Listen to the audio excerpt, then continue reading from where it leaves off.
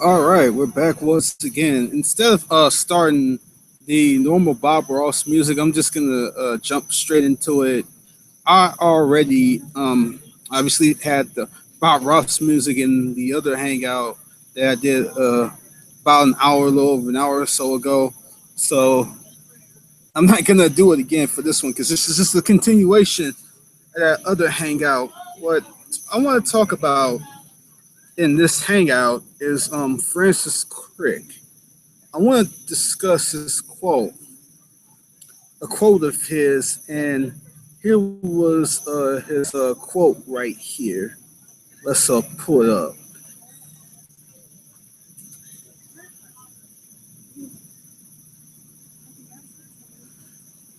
Francis Crick said, biologists must constantly keep in mind that what they see was not designed but rather evolved. So you see, that was one of the points that Doug Axe touched on in his book. But here's what I want to ask instead: why does that follow? It seems the very presupposition in the question, inherent in the question, is him saying that we absolutely cannot entertain any possibility of design. Be just a loaded, just sort of irrational way to go about things. It's just, I think it's just a flawed, just presupposition from the outset. Why must we do this? I want to know if there's any evolutionist who agrees with him about this, and why does this follow if they do agree with him about this? So, as in all my hangouts, everybody's going to have a fair chance to speak, but at the same time, we're not going to have a flooding of we're not going to have a flooding of people all on one side or the other. My hangouts are going to be even-handed.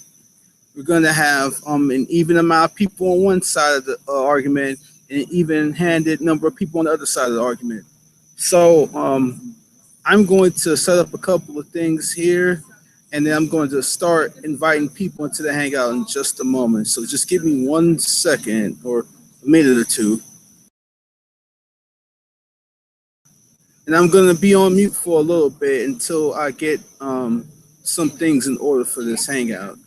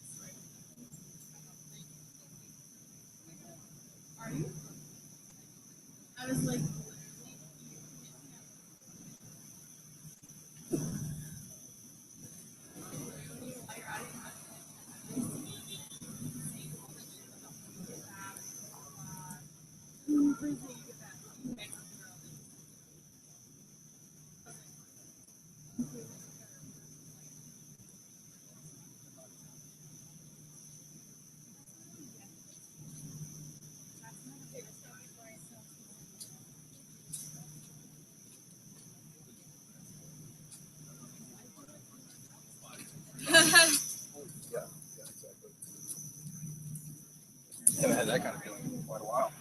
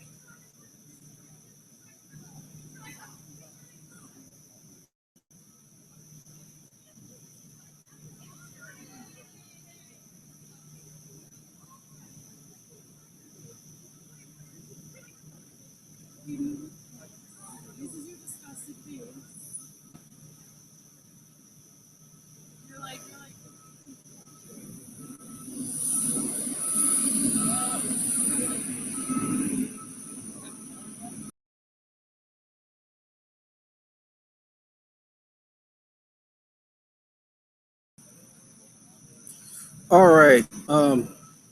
So I have everything set up the way I want it to. So I'm going to wait till some people or more people start showing up in the chat, and I just want to see who's watching this hangout. Because here's the thing, I want this to be a very, very productive hangout, but a number of different things. If it's not a bunch of people watching, then I probably won't continue to hang out. But if we get more people uh, talking in the chat, then I'll start picking people I'm going to invite in here.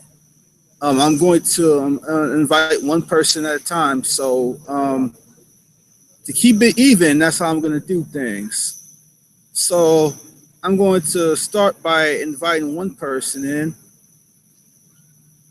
Alrighty.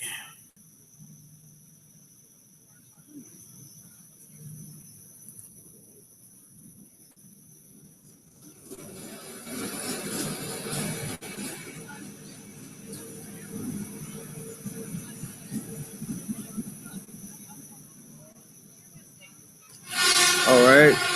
So I sent the link out to one person, and sorry about that noise. I don't know. It's just crazy out here tonight. I mean, Monday night in the summer, man. It's always crazy down here in the Midwest, man.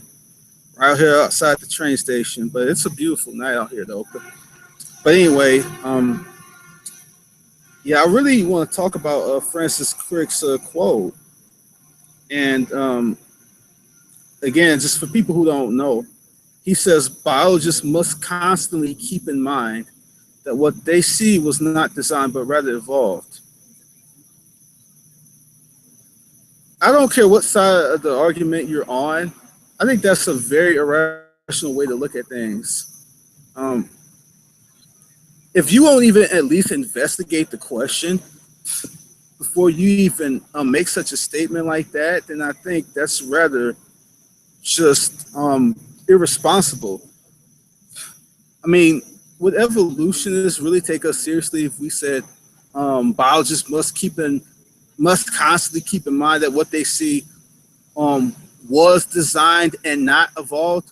Or put it this way, just switch what he said. Biologists must constantly keep in mind that what they see was not evolved, but rather designed.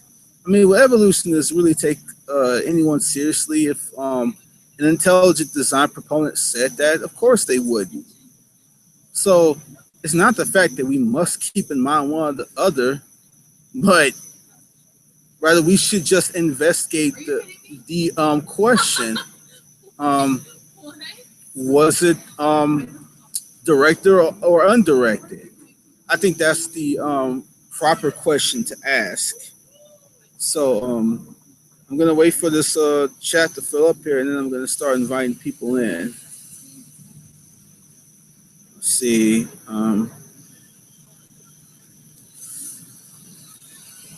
right, I'm getting a call from somebody. Just hold on a sec, people.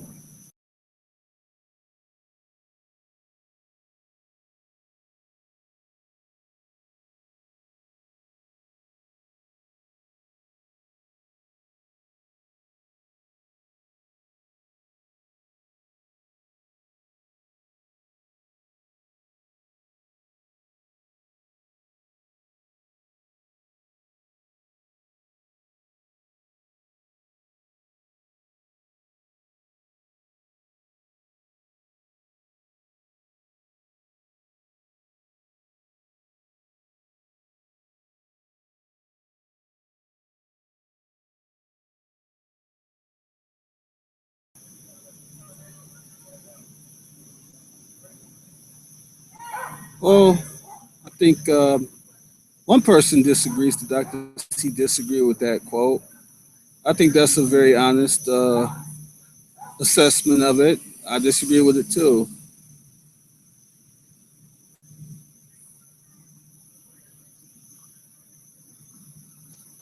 Hey, what's up, man? So, brother Carlos, what's up, man? How's it going, brother? How you doing, man?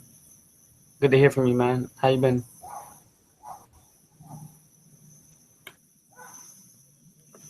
Hey, can you speak again? I think.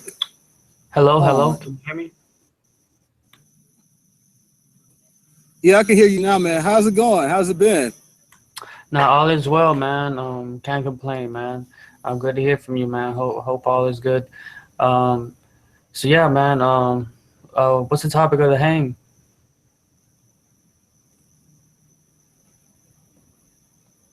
Yeah, I'm just.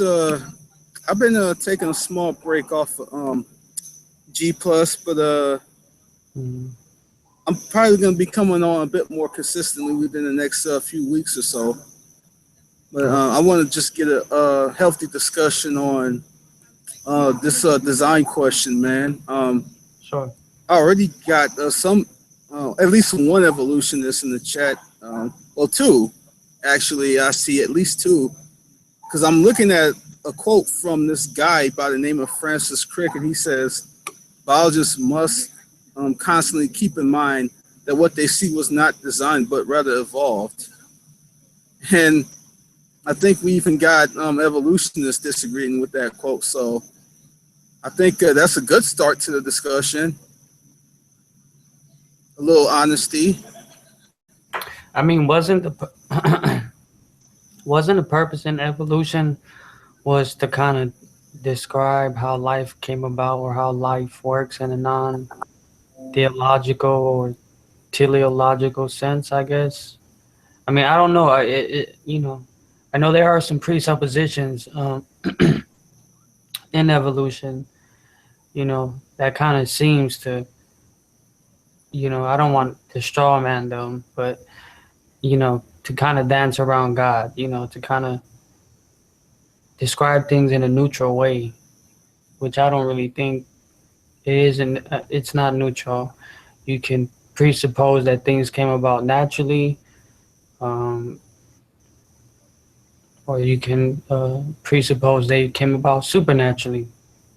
So, I don't Yes, think I there's agree. no neutral ground there. All right. Thank you for your thoughts, bro. And I'm going to invite one person here from who takes the evolutionist perspective. I'm gonna invite Fiona in here, see what she thinks. So let's see.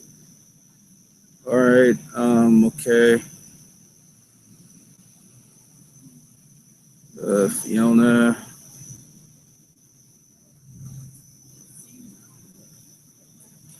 All right. So don't give the link to anyone else. If you want to come in and discuss this question or any other relevant questions, then we can go ahead and talk about this subject. But my requirement is when I invite people in here, they can't give other people a link because if other people are coming up in here when I didn't ask them to come in here, then I know someone else gave it to somebody else. So while we wait for her to come in here, um, I'm just gonna. I don't know if you heard my other hangout, man, but I was looking at this. Let's see. Okay. Oh, okay. Yeah, I'm gonna keep that in mind, brother. Yeah, definitely.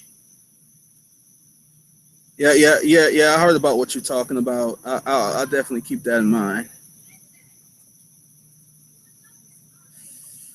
All right, Fiona, how's it going? Good evening or good morning, wherever you are. Where are you, Fiona? Sorry? Where are you located on the globe, Miss? Scotland.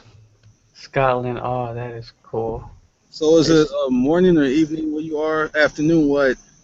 it's just getting light now. It's just after 4 a.m. Wow. Like so, you must probably okay. So just after 10 where I'm at. So you're like what 7 hours ahead of me?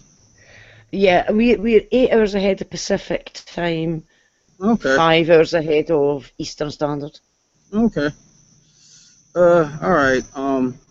Well, it seems regarding this quote by Francis Crick, um, it seems already a couple of evolutionists already disagree with it, like saying that we must constantly keep in mind that what they see was not designed but rather evolved. What do you think about the quote? I mean, I wouldn't agree with it, but what I would say is that what we have to constantly keep in mind is that things can look designed when they're not. And we can't just go by the look of something. That's true. I agree with that. Yep. It could definitely go either way. Yeah. But could I just point one thing out? Was your other guest that mentioned this when he talked about evolution, um, supposedly trying to describe how life came about? It doesn't. Evolution doesn't deal with how life came about. It only deals with the diversity of life and how that diversity came about. It doesn't deal with how life came about. It's a big So Fiona, distinction. I'm sorry. Charles Darwin, he held to that same exact position too, right? Well, evolution doesn't talk about how life began. I'm saying, isn't it that Charles Darwin, he was just describing how the species and life, animal and life form and humans, I guess, evolved, not that where they came from, that was Exactly, kind of and a later thing. the no, it wasn't a later thing. That has never been part of evolution. Um, the actual title of Darwin's book was "On the Origin of Species," as in why have we got all these different species, i.e., why the diversity. Nothing about origins at all. Um, Origins would be covered by abiogenesis and not evolution, and they've always been kept absolutely separate. When within science, people understand that it doesn't matter how life began for evolution to happen. Evolution would happen regardless of what the origin was. Well, let's look at So this. I'm sorry, can I ask Fiona one more question, please? Yeah, go ahead, man. I'm sorry. So what are your views on the I guess the cosmology aspect of evolution and the ethical part, people Cosmology? promoting evolution? What cosmology part of evolution? Like, because I know that Charles Darwin, he didn't try to describe how the cosmos came about in in his evolution. How can I say? In his studies, right? He wasn't the one that originated that model or how the cosmos came about in the evolution form, right? That wasn't Charles Darwin, if Well, I'm not. because biological evolution doesn't cover the cosmos. But I'm saying, aren't there people who try to use evolution to describe how the cosmos came about? Certainly not There's not. the not the biological theory of evolution. No. Okay. Some people, what they'll say is there are six types of evolution. There's cosmic evolution. There's stellar evolution. There's planetary Okay, so I evolution. think maybe it's cosmic But they're evolution. not. But they're Talking not talking about biological evolution. Well, let's They're look. using they're using the word in its colloquial meaning. But Mm-hmm. when you get into biology, evolution has a very specific meaning. All right. Well, let's look at this another way. How about directed versus undirected? Interesting idea, but I have to ask, how would you go about testing that? Well, that's a very good question. I mean, there's a lot of people who hold to it, based on, I guess, certain ideas. They just kind of make sort of an inference to what they think is the best explanation behind it. Not so much because they can really. I think um, how are you using the word like test here? You mean by empirical, like scientific tests? Yeah, if you're going to say, um, is it directed or is it undirected? It's a good question to ask, but I'm asking you, how would you go about answering it? It's all well and good to think up the question, but then you've got to work out how you're going to answer it. All right, but when you say how we go about testing something, um, I I'm trying to wonder. Do you mean like an empirical test, or you know um testing is it consistent with like a certain phenomena? Like if you would like look at a an origami bird, for example.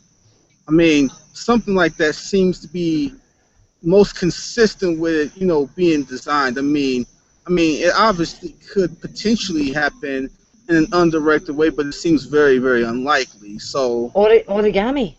yeah, Well, that's because I can sit and do origami all by myself. right, So I can see myself doing origami and I can see other people doing origami. So the conclusion I draw is that people do origami.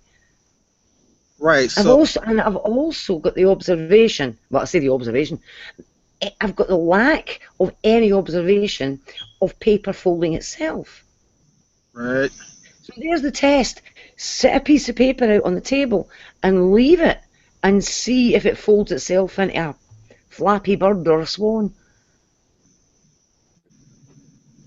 Oh, all right. So, I've never seen that happen. right. Excuse me. Cat. Oh, let me. Sorry, squirting my cat. Oh, it's all right. It was a bunch of cars in the background on my end anyway. But yeah, that's I think Um, I've actually talked to evolutionists about this very question, and I said, and they told me that and I basically said the same thing that you said, and they told me, well, it's very, it's not impossible for an origami bird to be folded like that. It's very, very improbable, but if it's not impossible, then you can't say it's necessarily directed. I have actually had people tell me that. But when I sit and watch somebody fold the origami bird, Right? then I see them directing it. Right? I'm just saying that they'll just contest by saying, well, just because you see somebody do it doesn't mean it could not happen, without somebody, doing it. Like, I mean, Yeah, and that's great. But how are they then going to go about showing that? I mean, I could also say to you that when you go outside your front door tomorrow, when you open that front door, you're not going to tie yourself onto the door handle in case you float away. right. But but somebody could say, but it's not impossible that you might float away.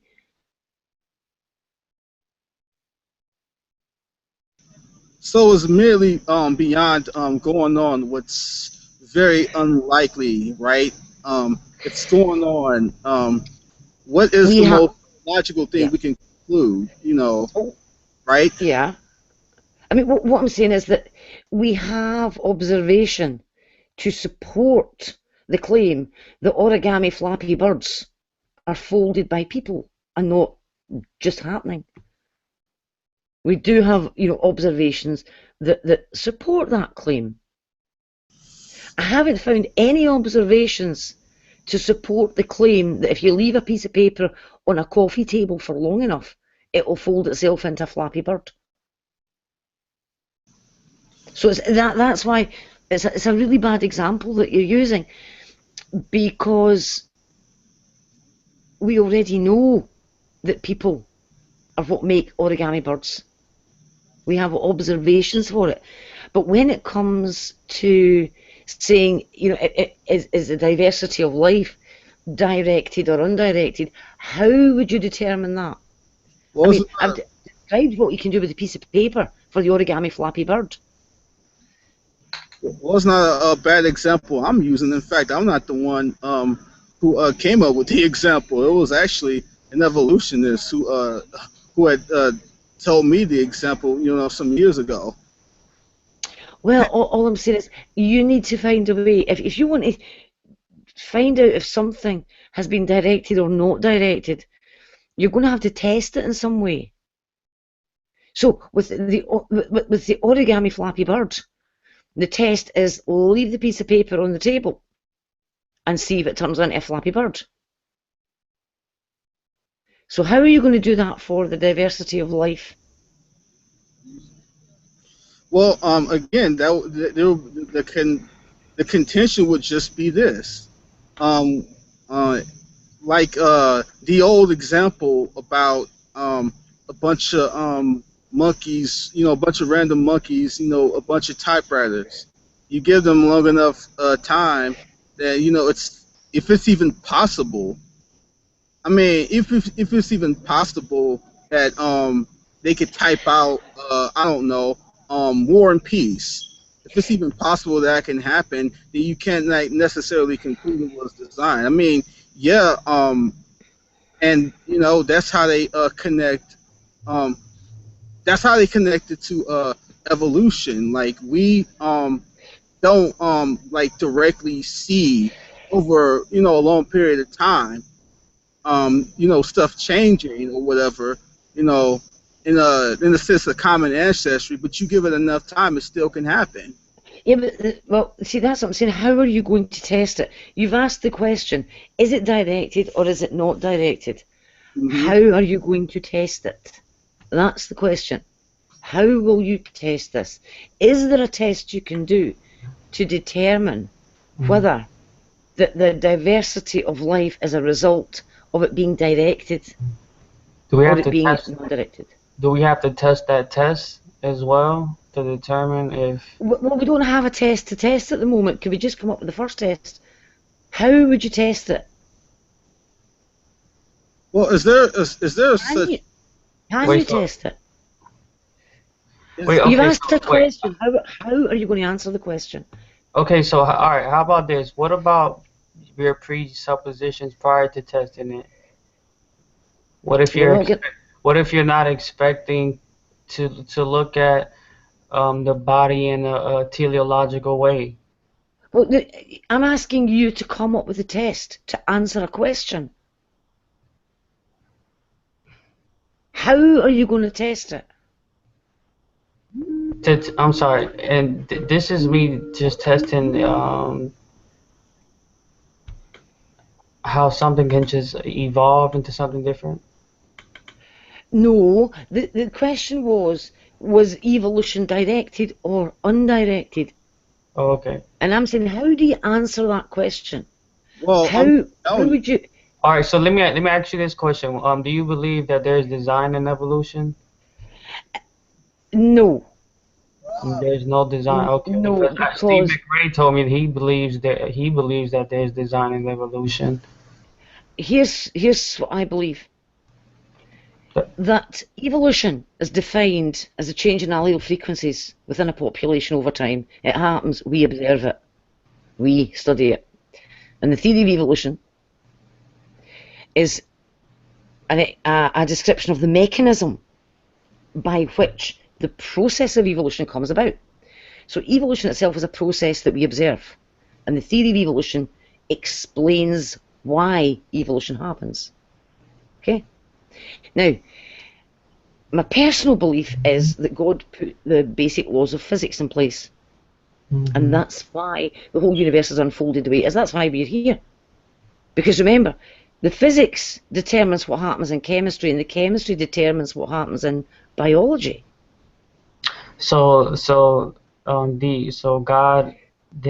God directed evolution. No, he wouldn't direct. He wouldn't have to direct anything. So how did it come into being? What? How did it come into being? How is it functioning I just apart told you. from I his said will? God. I just said God put the basic laws of physics in place. Well, That's but here's what they would object to. You said that, all right, how would you test something, right? But what if they just told you, how would you test that God put it in place?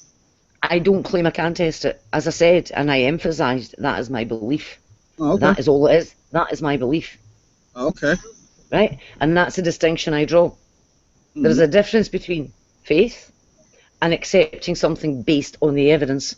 There is a big difference between the two, and it's important to be able to tell the difference. Well, Well, I'm that's still looking for the test here.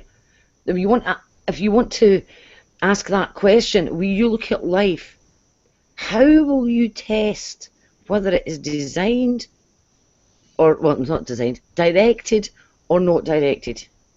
That's the test. Come up with a test. well, Design the experiment. I think we could go to have to play the test game for like go back and forth for like a Well, million different things. Like how that's can we know that our reasoning is functioning, it's well, that we can rely on it. and what I'm trying to tell you is that the objection is if it's possible, then if it's even possible, then there's no need to test it. That's what I'm trying to say. there are a lot of things that are Enough time. possible.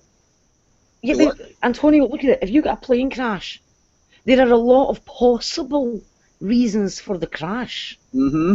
You don't just step back and say, well, it crashed because of, and give one of the possibilities. You investigate, you answer the question. You look for the evidence that will tell you which of the possibilities is the most likely. Okay. So when you have a question, you don't just pull the answer out of the air. That's right. You have to investigate it. So even if something is possible, that doesn't mean that it did happen. That's right. But I'm just telling you, these are not the objections I've given. I'm just telling you the objections I've heard from evolutionists. Yeah, but I mean, in a way, I'm answering Carlos at the same time. Sorry, well, thank you, Jesus. I mean, it's if you're not going to actually, if you're going to ask a question and then not make any attempt to answer it and just leave the question out there, Mm-hmm. then what use is that? So Because I can put questions out there. okay, so all right, so we have to test this to see whether it's directed or indirected, right? That's what I'm saying. I'm Okay. asking you how can you test for that? How can you answer the question? Okay, so all right, that's why I asked you the question about design because um, it would, I mean, isn't it more on the side that obviously there is a plan, that there is purpose into how biological life works together? Well, I think the only obvious thing about it is that dead animals don't breed. I'm sorry, can you And repeat that? dead animals don't breed. And so what you have to do is, I mean, you're saying, isn't it more obvious? But the thing is, Like I'm saying, what about intention? Do you when you see I'm going to be struggling here to find intention in cystic fibrosis and intention in spina bifida and intention in all the inborn errors of metabolism and all the rest of it. I mean, this is the thing. expound on You're those? saying there's intention, but that then gives you another question you have to test. How would you test for that intention? So this is a type of scientism, basically. No. No, Yes. not at all. No, it's not. What I'm saying to you is when you ask a question, Mm-hmm. how do you plan to go about answering that question? Mm-hmm. And I'm asking you How to can I give test me a that? way. I'm asking you to describe a way to answer the question. You're asking me to answer it. Okay. So I'm asking you like to a tell scientific me. method, right? The scientific method. I'm saying to you, how would you go about answering the question? You know, we've got this. It's directed or it's not directed. It's one of the two. How would you determine which one it is?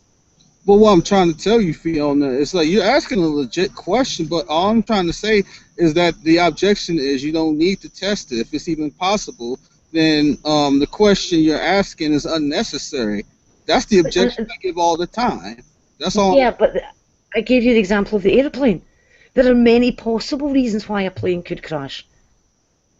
But you don't just say, well, it's possible, and so we won't bother looking at it.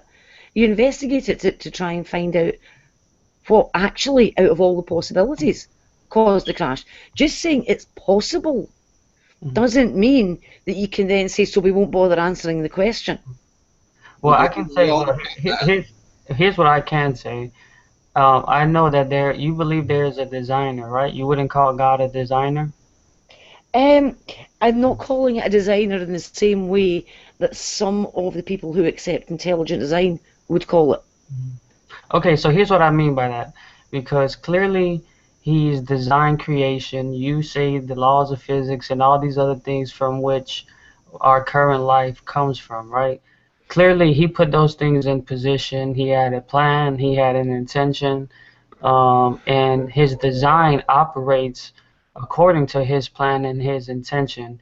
And those things are currently functioning, which means that you can see design, you can see intention, you can see purpose, you can see something that is being directed because it started with a purpose.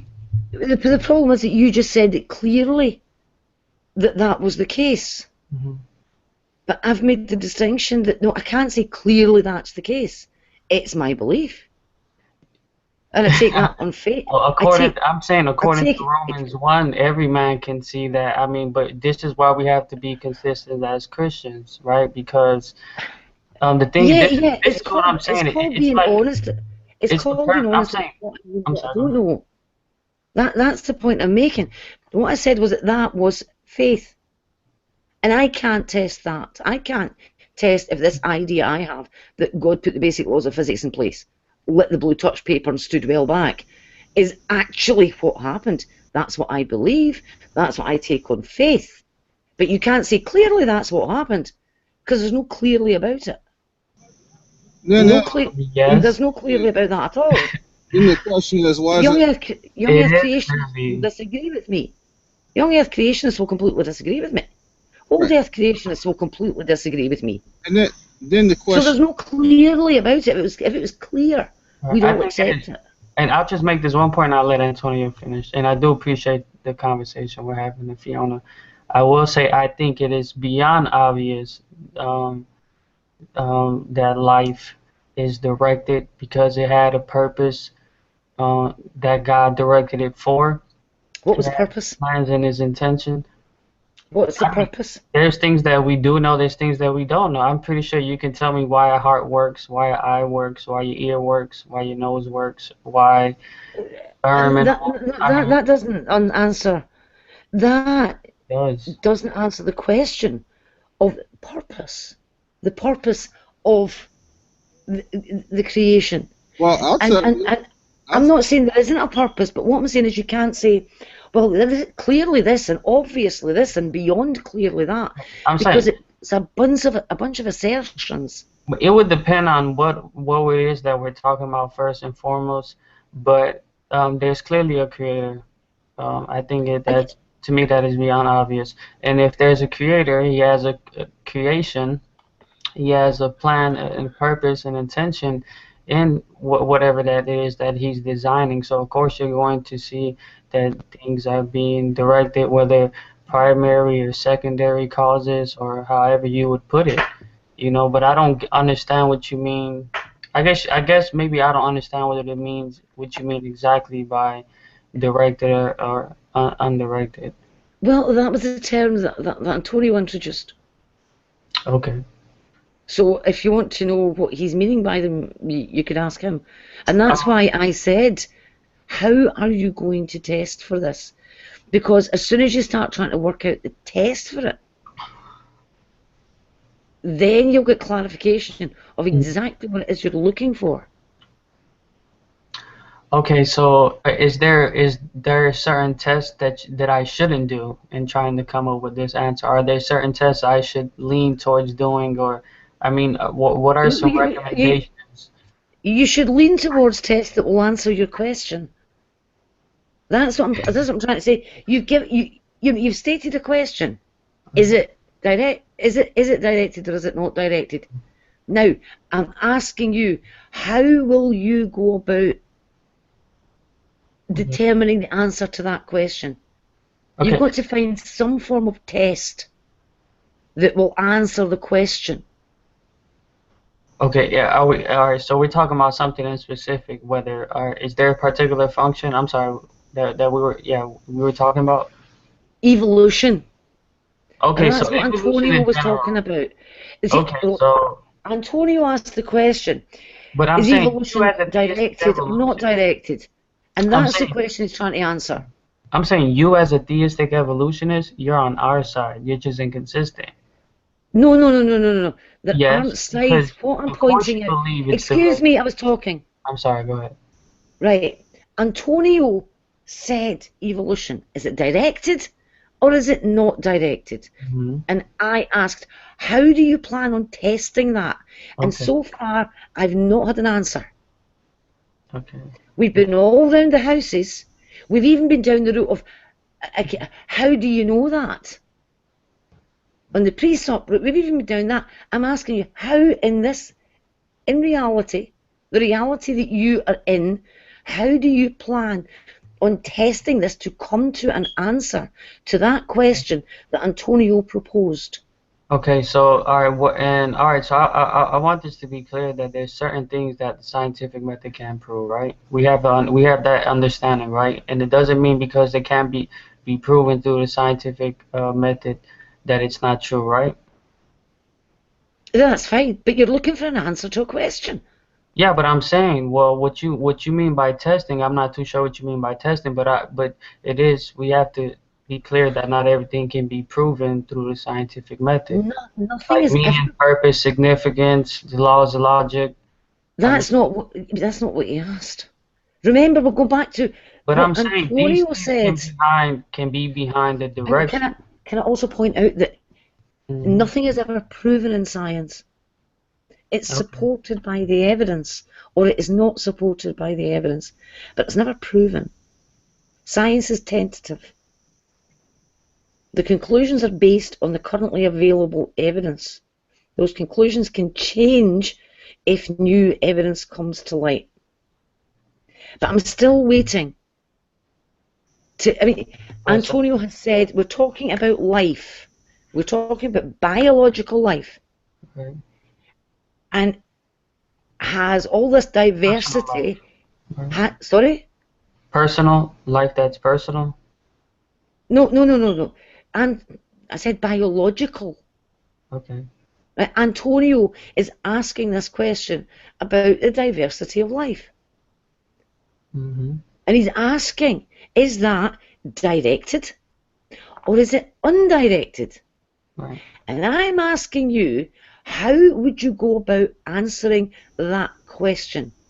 How would you Hmm. design any test that Hmm. would help you to answer that question? And Well, remember, I you're think. talking about biological life and Hmm. you're talking about evolution. Hmm. And is it the evolution that is directed or not directed? How are you going to test if the evolution is directed or not directed? All right. So, all right. Before I answer that, can I ask you a question? What do you believe about evolution? You believe that it's non-directed? It was once directed, or it was When never directed, semi-directed. I mean, it what?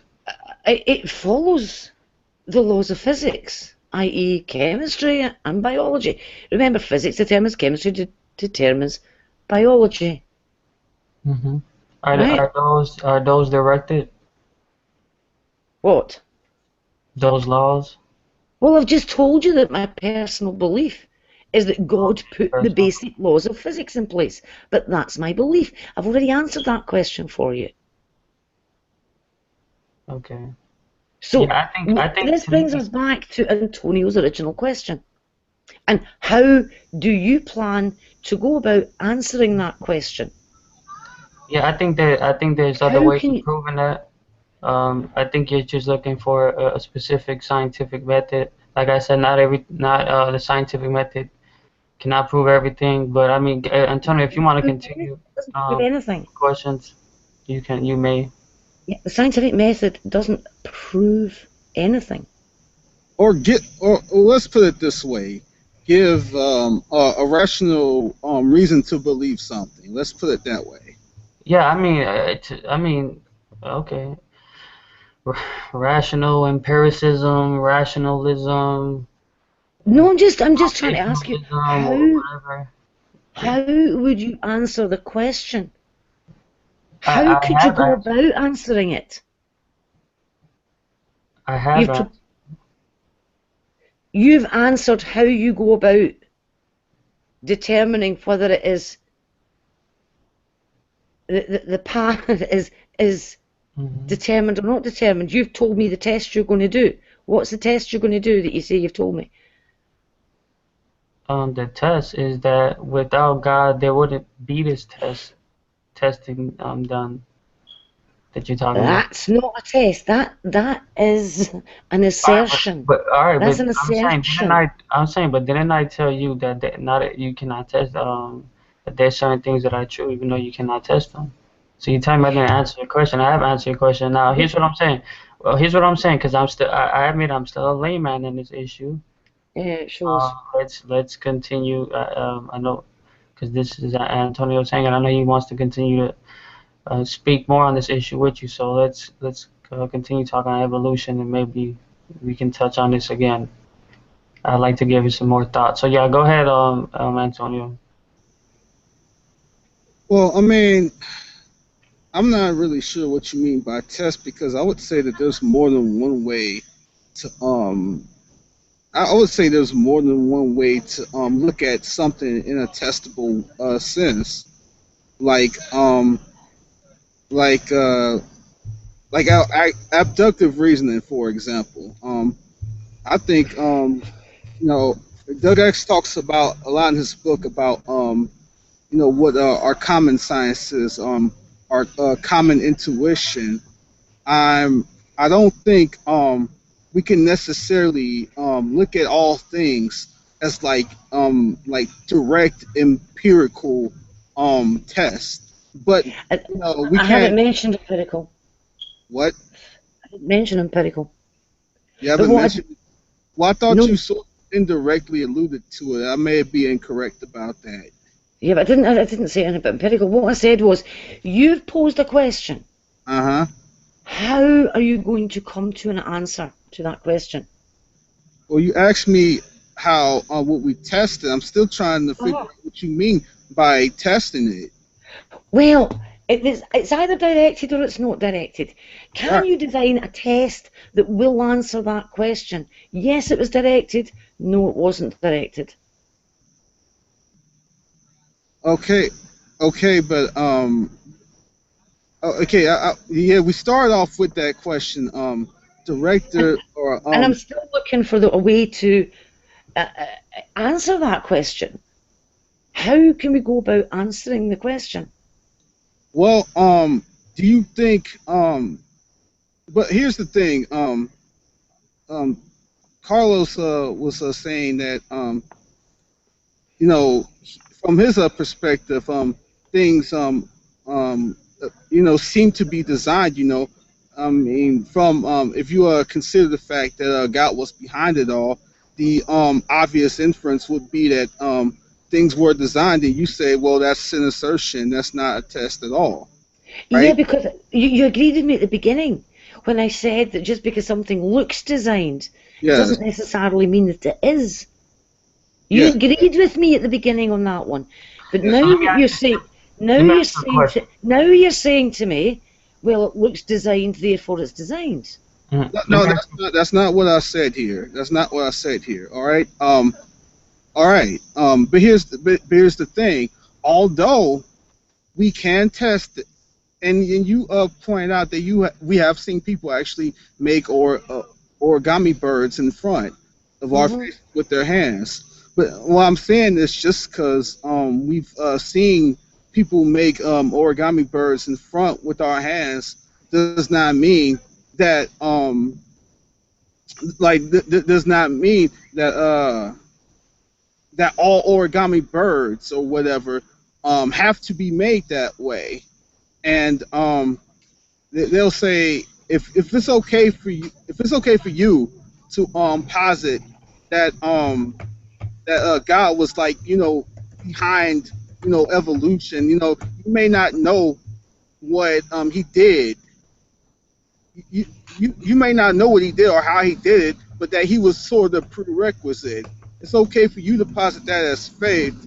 So why isn't it okay for it to even, why is it not okay for it to be possible that an origami bird could happen, without somebody making it, and use that Well, what from evidence? the What perspective? evidence do you have? Say what? What evidence? What evidence do you have that an origami bird can just fold itself from a piece of paper? What evidence do you have that it does that? What observation do you have that it can do it? Well, I mean, I if the can give paper you my observations on this one. if the paper is blowing in the wind, it can crease a certain way without you touching it. I'm sorry. Yeah, but in a flappy origami bird, okay, right, fine. But here's what I'm saying. The evidence I have is that every flappy origami bird I have seen has been folded by a person. I have never seen an origami flappy bird suddenly appear in a piece of paper without somebody else folding it. I've never seen a flappy origami bird being created with a piece of paper blown in the wind. That I have never observed. So therefore, the conclusion that I draw from that is based on my observations that in all of the cases that I've observed so far, flappy origami birds are folded with intention by someone. Mm-hmm. And therefore, I feel safe in drawing the inference that in all likelihood, flappy origami birds do not spontaneously arise if you just leave a piece of paper sitting there. But for some reason we can't appeal to our common sense intuition that that like what we see, in the world was not I'm, divine. We I'm, can't I'm appealing to observation, not intuition. say what. I'm appealing to observation, not intuition. Mm-hmm. And then I guess the next question would be, why is it bad to appeal to intuition? Right. Because as we said at the beginning, and you agreed with, sometimes things can look designed when they're not. Mm-hmm. And if you go with your intuition, you would say, oh, it's designed. All right. So what about the watchmaker theory? I mean, don't you think it's pretty legit? I mean, if you find a watch and you look at a human organism, I mean, Watches don't breed. what? Watches don't breed. They don't breed? Yep. Watches don't breed. They don't have offspring that are slightly different from the parent. Okay. Therefore, What does that have to do with the idea that it was created? It had a plan, purpose, intention. It was direction to its creation. because comparing a watch to life is comparing apples to pigeons. Well, here's the thing: we have an intuitive trust on certain things. Like we I mean, don't. no, I'm sorry. If I could just say one more thing, the reality is that, all right, I'm gonna just say two things, and I'm gonna give the floor to you right quick. All right. Fiona, what do you and I mean this seriously. I'm not meaning this condescendingly. What do you think the Bible means when it says the fool has said in his heart there is no God? It's from Psalms. It is poetry. Okay, but what does it mean? That's Because these are the words inspired by you see. David under the Holy Spirit of God. I want to ask you. I want to ask you a question, John. Why are So you I need asking you me? to answer Why that. are you? No, why are you asking me that question? No, I'm asking you. I'm asking you why you're asking me that I'm saying, question. okay. All right. The reason why I'm telling you this is because obviously there's a lot of people who hold to this naturalism, or they try to look at creation or I'm sorry, I don't even know if I could use creation because doesn't that entail a creator? Or I don't know. Um, Seems like we have to be cautious on the words we use these days. But I mean, they tried to look at it in a non-theological way, but the scriptures are clear that the fool in his heart says that there is no God. The scriptures start with the presupposition that God exists. The scriptures say that all men know that God exists. Um, and there's many other reasons to say to believe in the Creator, but you're basically kind of like um, I don't know. It's just like the scriptures are clear that God exists, and I know that you're trying to be reasonable and you're trying to be rational and all these different type of things, or um, but I'm gonna go with the scriptures. Well, And can I ask you where in anything I've said tonight you would get the impression that I don't think God exists? no, I'm not saying you don't because I Then know why are you bringing it you're a up? Christian. I'm just saying that we have to keep in mind that in the end, what the scripture says clearly that God exists, God created everything. I mean, I don't know how you could know what you know if God didn't exist.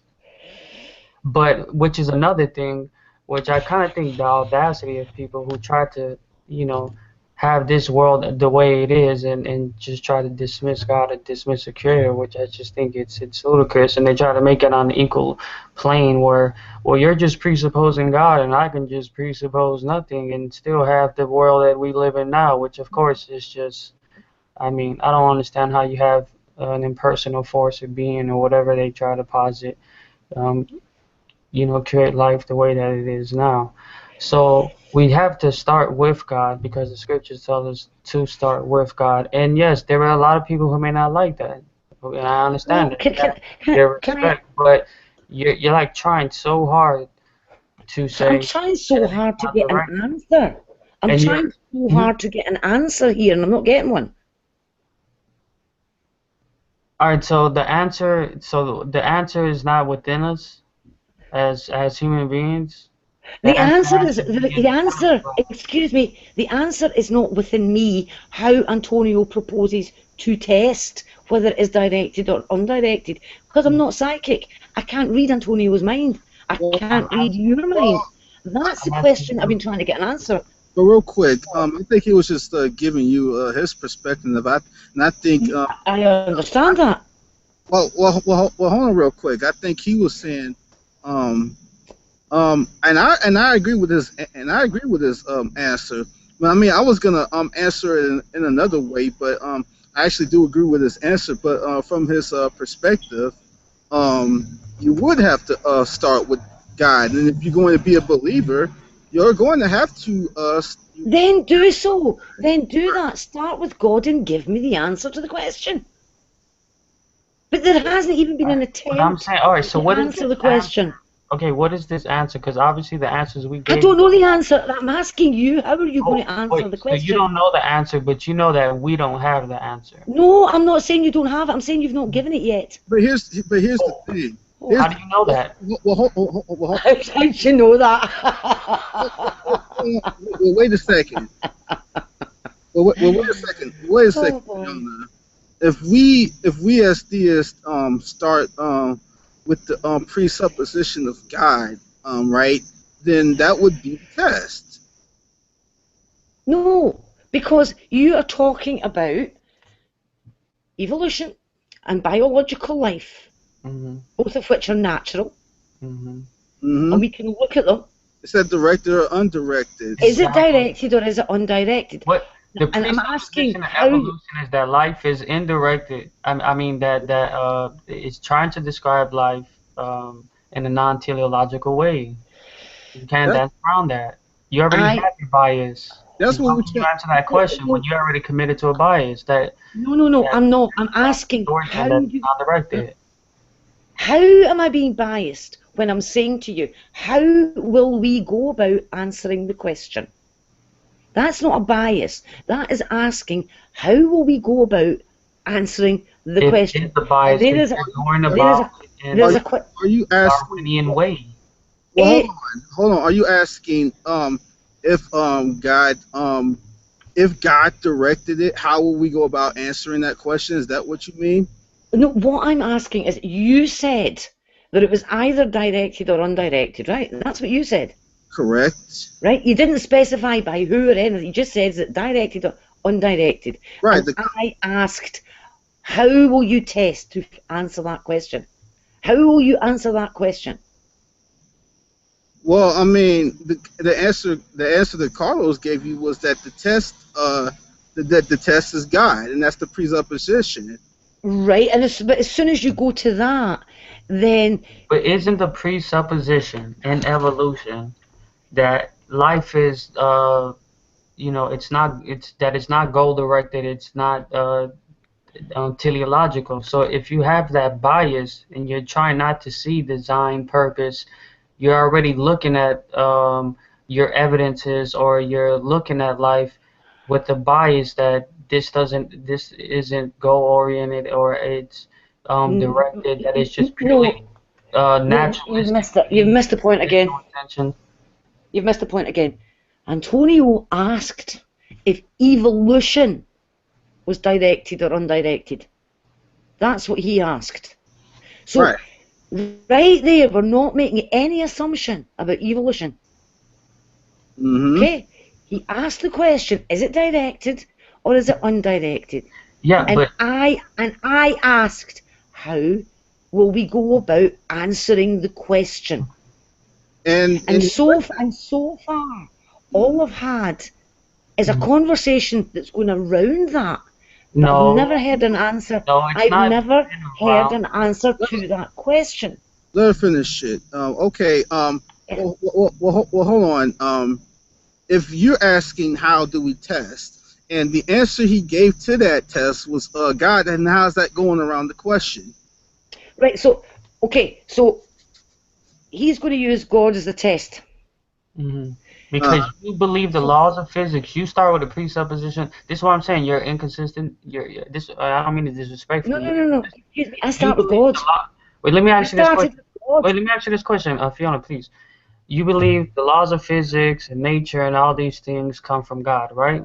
Okay. Right? So the person who believes that that's not true, do you think that they're foolish to believe No, that? no, I don't. No, I don't think they're Okay. foolish. Then Because what I okay, so you wouldn't think it's do. rational that a No, person can no, believe? excuse me, for goodness sake, when you I'm answer saying a I'm asking question, you the you question. need, you That, ask me a question like, and I'm still trying to why, answer it.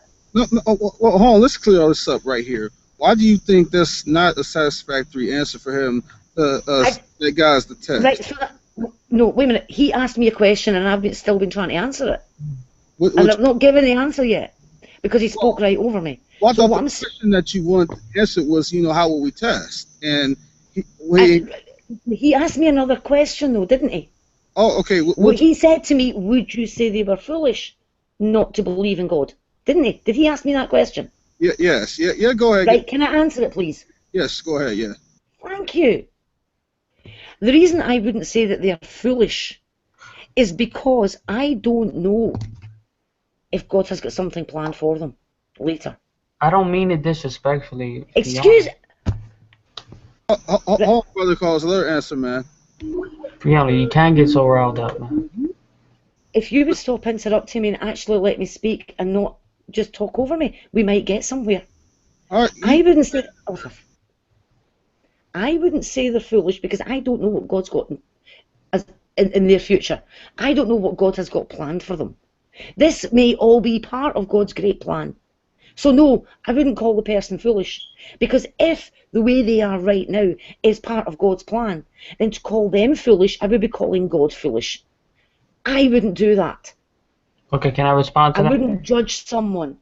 Okay, first of all, I think what you're doing is false, and I don't think you're doing it purposely, but you are misrepresenting me, and in the way it's you're casting a judgment on me. You're saying that like No, wait, let no, me no, no. finish my point, Fiona, please.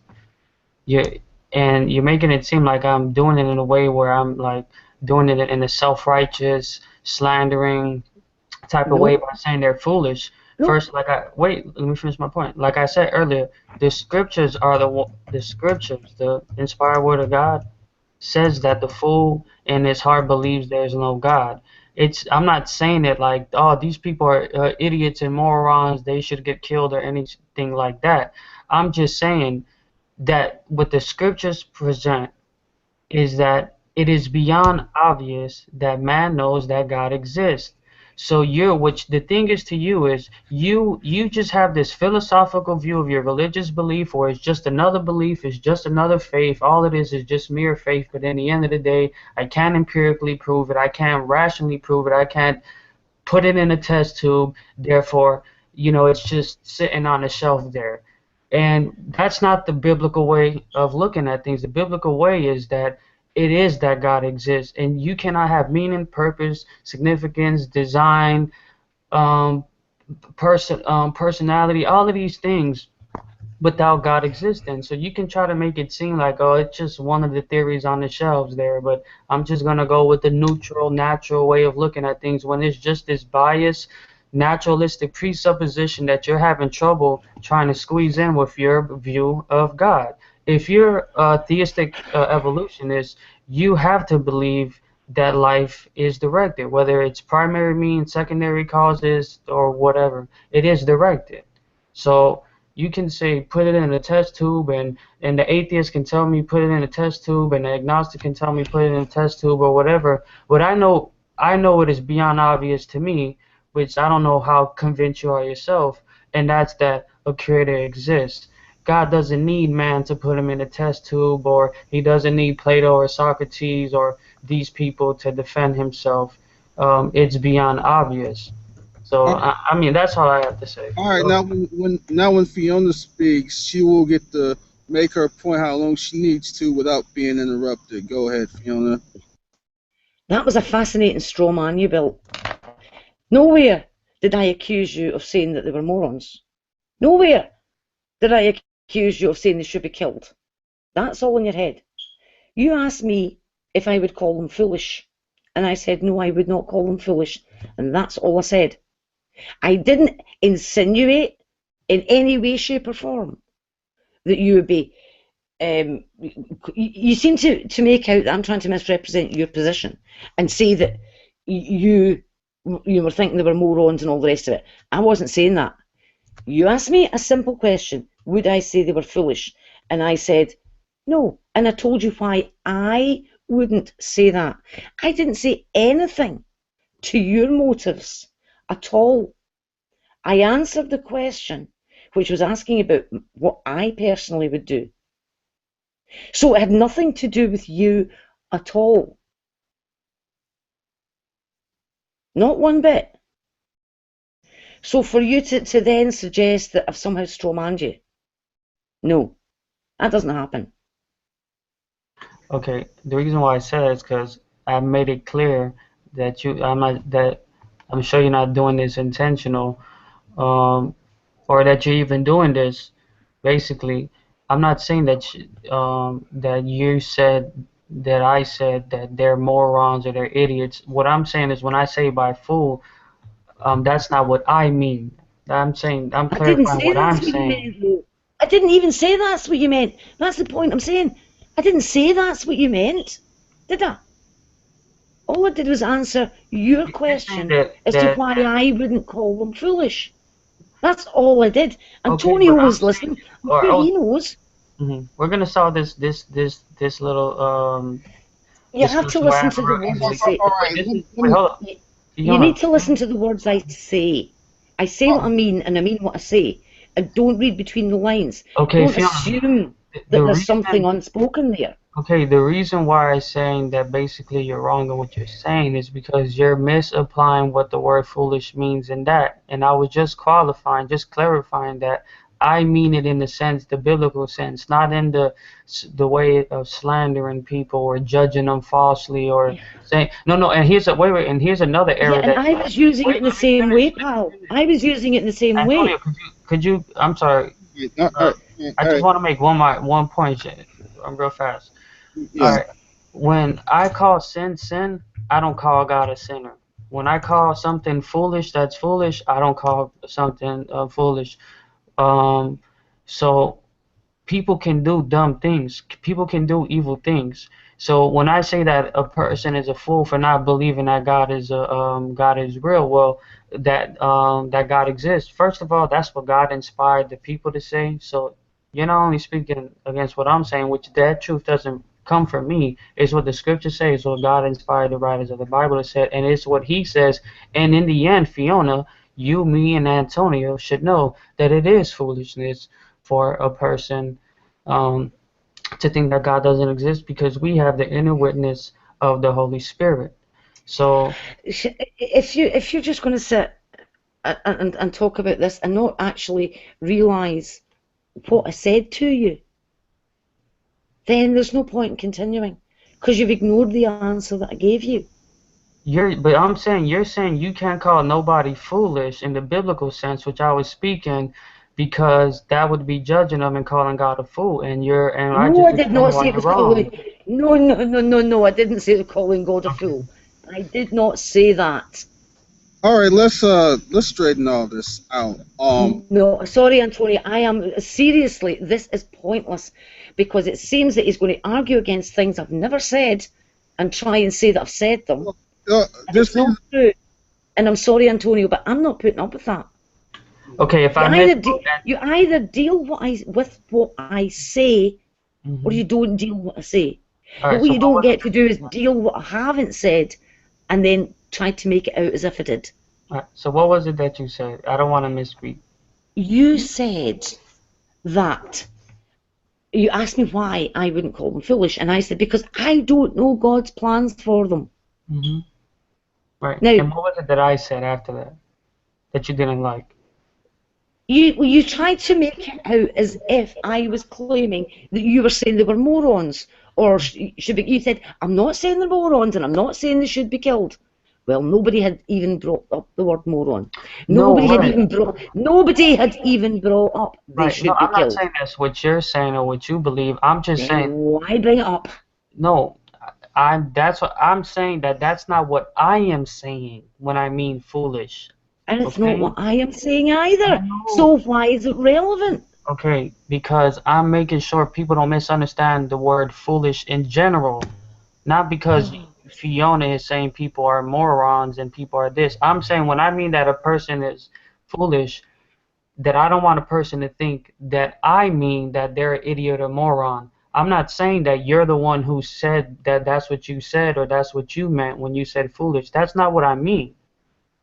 So you obviously misunderstood what I was saying. That's not what I meant. That's what you were implying. I'm just saying I don't want a person to think that that's what I'm implying. I didn't say you're the one who implied it originally or that's what you meant by foolish. And on top of that, all I was saying is I understand what you mean in the sense that you're saying about a person being foolish, but I'm saying there is a biblical sense in which a person is a fool when he doesn't believe God. And the way that that relates to this conversation is that it is beyond obvious that God exists because we couldn't have the world that we live in. Um, and like you say, the laws of physics, these laws without God existing. So yes, you have your faith, I believe, is a justified faith. And it's not something that is just mere faith. And I understand the way the Catholics view faith and reason and things like that. Maybe we can get into that discussion in another hangout um, at another time. But I'm telling you that, and I hate to use the word rational, and I don't like the word rational, but I guess faith is more rational than. No, you know what? I'm not even going to use that word. But faith is not just this weak thing, you know? And I'm not Well, saying I've that's what never you believe, suggested that it but I'm is. saying you couldn't have faith, the world that we live in, without God existing. And that's why I'm saying it's beyond obvious that the world is created, that the world is directed in its design, plan, purpose, and intentions from God. Can I ask you then what you think it means when Jesus said to Thomas, Hmm. "You believe because you have seen, blessed are they who have not seen yet still believe." Hmm. Okay, Faith. right. I believe that to be true, yes. I Okay, believe faith is, but I that's also faith. believe faith is granted by God. So where is the idea that faith is weak? No. Right, thank you. Okay. But I still don't have an answer to my question of how you go about answering this question. Okay. All right. All right. So the answer that I gave you, right? That I Yeah, I gave. mean, you're in the real world here, okay? Okay. No, I'm asking the answer that I gave you. There is not a way that I can test that, right? Yeah, well, you said your answer was God, Right. So right? I can't test them, right? So that's the thing. What I'm saying is, you're in the real world. You're looking at life, biological life, And and you I'm looking ask at the it in a question. teleological way. You're looking at it at a non-teleological way.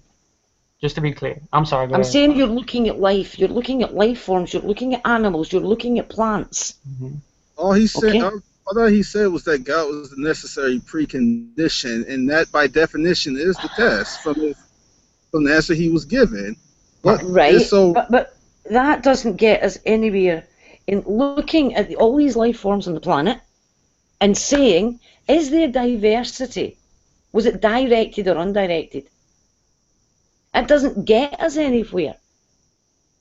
Well, I mean, here's the thing: Because God is, if you can show it's directed, I mean, here's the thing: if God is the necessary precondition, then how would it be possible that it would not? How would it be possible that it's how would it be possible that it's undirected? I don't see any possibility in there to where it could be undirected if God's because necessary precondition. because you're looking at this idea, is evolution itself, biological evolution, is it directed or undirected? As in, is it being pushed along a certain path by some being, or is it just going along with the basic laws of physics and chemistry and biochemistry and biology? So God just kind of just put something there and then do nothing else from there. Is that what you're saying? What I'm saying is, faith-wise, that's what I believe. But you've been bringing up the question of intelligent design of life. God, you tinkering with the bits and intelligently designing it. And that's what I'm saying. How do we What if the tell the answer? difference? What if the answer to your question was that you are that answer, that you are the proof that God exists? The question Wait, hold wasn't, on. does I'm sorry. God Let me finish exist? my thought, and you can answer. But what I'm saying is, there may be people who just may reject that. I mean, who's to say that I can provide another type of evidence, and people just in their presupposition would say, well, I don't believe that to be true. I don't believe that to be proven by God. I mean, I guess people want God to show up, put our hand over our shoulder, and say, "Hey, you see this person right here, man? Yep, I created him. Yep, I designed him. That was me." No, no, no, no, no, no, I no. mean, The question has never been, does God exist? That's not a question that's been asked in this hangout. but what I'm saying is, if God exists, how can we say that biological life is not directed, including speciation and how we evolved or these things? Because clearly, first of all, here's the simple answer. They were created obviously for a purpose with a plan. God had an intention, and those things were on His unfolding plan and purpose, which obviously Again, has a direction to it. again, you'll just be told that's an assertion. What I'm saying is, you, Assertion. you, It's a necessary precondition, look, right? I'll go. We'll try again. Antonio said, evolution. How, you know, is it directed or is it undirected? And Mm, the question is, how would you go about okay. determining that? So it's Right. not, does God exist or does God not exist? That's Mhm. never been the question. All right. Well, So that's The I'm not. gonna give you question an has answer. always been, how will you go about determining that? Do No, you have we're an not. answer for that? We're not talking about whether God exists or whether God Mm. exists or not. We're talking about. We're just talking about the answer that Brother Carlos gave about the necessary precondition, for God to be the test that you were looking for. That's all he was No, no, saying. no. No, what I'm saying is, how would you determine between directed and undirected? That's what I've been asking all along. How would you make that determination? Well, and he also said that if God is the necessary precondition for that test, then it does. He was saying that it doesn't make sense that if God was behind it, that it could possibly be undirected. So basically, it's an unanswerable question then. No, it's not. Well, So because how? in God's providence, in God's divine providence, I think what Carlos was trying to say is that in God's divine providence, He just doesn't arbitrarily do things. He don't just just start stuff and not direct it or have a plan in mind when He starts something from start to finish. Right. He always has Well, full of direction, and I think what he was trying to say was that Scripture reveals God's direction in everything he does, and we have no reason to think otherwise that he would apply the same sort of thing to the Earth, even if you are a theistic evolutionist. Mm-hmm. but we're still not getting to the actual crux of the matter, which is you asked a question, but you can't propose any way Yeah, according to of your presupposition. what? According to your presupposition, I can't prove it. I can't. No, I no, no, can't no, show no. This it is not a exists. presupposition. This is not a presupposition that you've interrupted me on. This is the observation from the fact that nobody has proposed a way to determine what the answer is in this hangout. In all the time Well, I've been here, Mm. all I've heard is excuses as to why you can't give me And a and way one of the to objections that determine you it. raised, and one of the objections that you raised earlier, which is common for evolution, is to try to point towards malformities or. Oh, for Um, goodness sake. Again, this isn't answering the question. but why did you raise that objection earlier? That was before we got into this discussion and I about. guess I'm sorry, I didn't mean to cut you off, but I guess because you seem to think that God doesn't answer the question about the test. Is that correct? Well, no, no, what I'm saying is evolution directed or is evolution undirected? Answer: God. Right. That's your answer. What did? Right, no, no. I'm saying, what does That's that your tell me? answer. What does that tell me? But I'm saying, isn't that your answer too? No, I'm saying, no, no, no, no, no, no, no. It's not. Let's be consistent here. It doesn't answer the question. How do you determine it? Okay, is evolution directed or is evolution undirected? Question was, how do you test to see which one has got Right. the evidence? Right. And then answer of God doesn't answer the question, doesn't Yes, even it give me a does. way into it. Okay, I'm gonna tell you how. First of all, you said this. You're trying to get away from the fact that you raised that objection, which I would expect for a naturalist to bring up that objection. Well, how can we It's no, believe no, this? Let me Antonio, I'm finish my not point. putting Let up me with finish this my point. anymore. That was an earlier conversation. It was on a different But I'm gonna topic. tell you how I And to relate to this start bringing it conversation. up like this in the Well, all middle of right. this when I've still been All trying to right. get an answer, not putting up with it. All right. Seriously. Hold on. Wait just a second here. Um, when something, look, if God create the earth, all right, the only if God create the earth, or if anybody creates anything, let's say if a person creates an origami bird, let's go back to that example.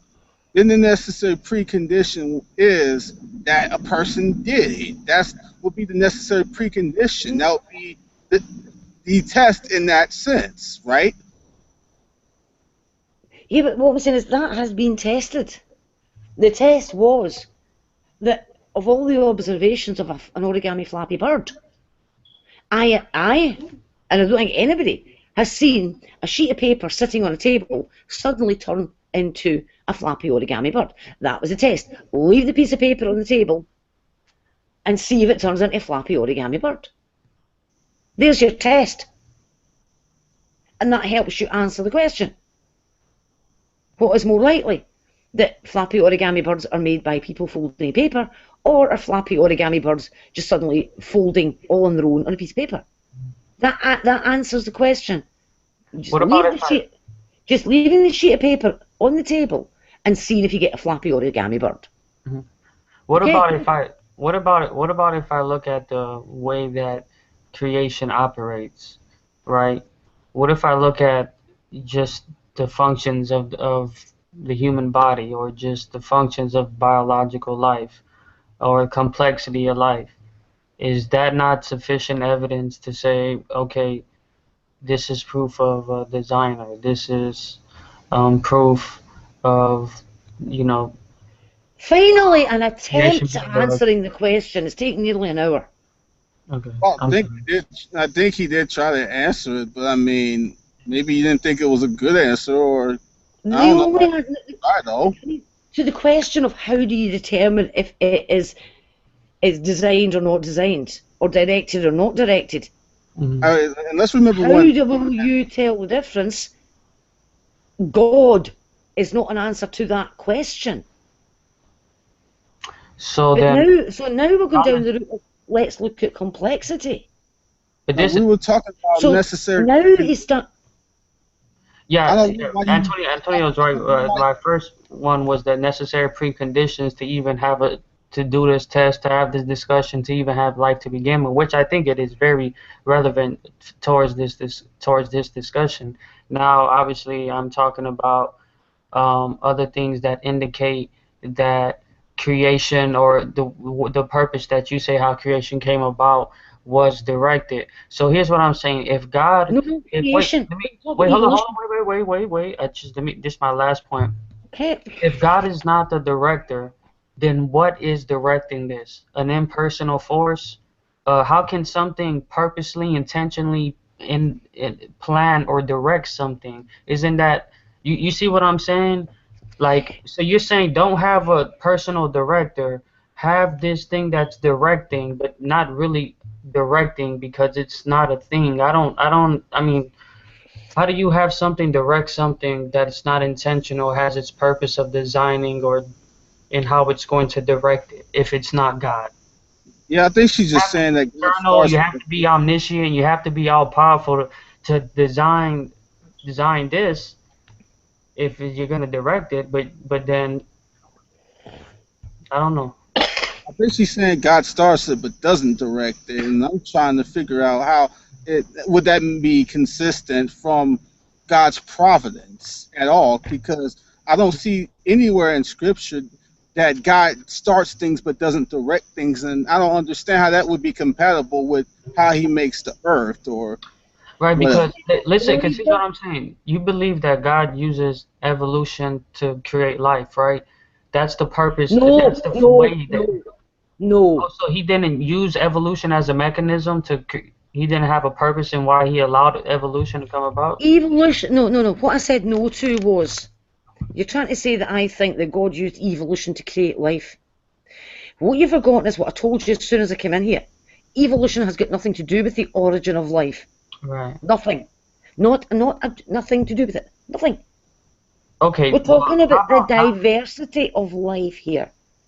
Okay. How about not creating life, but as a function of how life, as a type of function in life, which you say is evolution, the different species and all that type of stuff, right?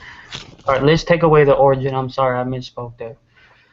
Um, so yes, I'm saying, like, isn't God in using these things, he's as an influence, as a means to an end of something? And if he's using these things to accomplish a purpose, how are these things not being directed? Well, I think you've missed Mhm. the whole what this is about.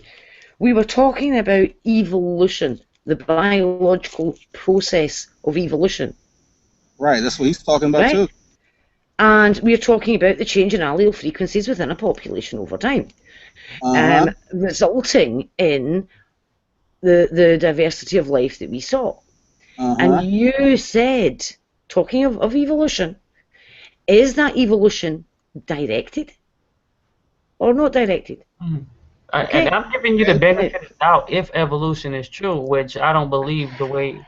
I don't believe in evolution. But I'm just saying, even as a theistic evolution, as a theistic evolutionist, how can well, I'm saying you said you have faith in it, right? But that these things are used by God, right? And are a mechanism used by God, that they are directed. You're just asking me to show a test to prove that it is directed, right? No, let me finish, please, this time. Okay. What I'm saying is we were talking about evolution being either directed or not directed. Evolution. I'm talking about evolution too. I'll see you, Antonio, because I'm not putting up with it. Okay. Uh, sorry. Um. I'm Well, sorry. I didn't know I was, I was just trying to understand. yeah, I really didn't get what she was trying to connect either. I mean, I honestly didn't really get what she was trying to connect. I wasn't trying to seem like I don't think you was trying to straw man her or anything, but I didn't really get what she was trying to connect. I don't.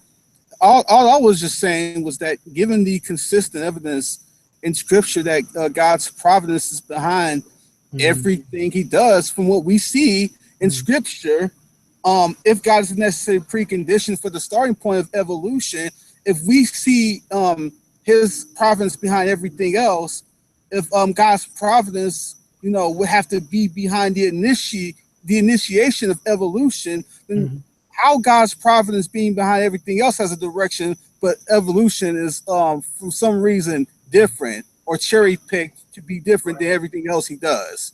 Right, and I do believe, because there is a distinction between the creator and the creature, and I think a lot of times, analogies can fall short in describing God and how He does things, because we can only compare things to that which we know to compare to, or that we're limited in comparing things to. But I do believe there obviously are means in which God his purpose and his will comes about, whether primary causes, secondary causes, or any other types of causes. And I just hope it wasn't a case of her and me talking past each other. But one thing I think I is the think a lot difference of that between ended up happening. I think there was mm, some, unintentional miscommunication here and there. yeah. I Um, mean, I think the only I will say the distinction is though.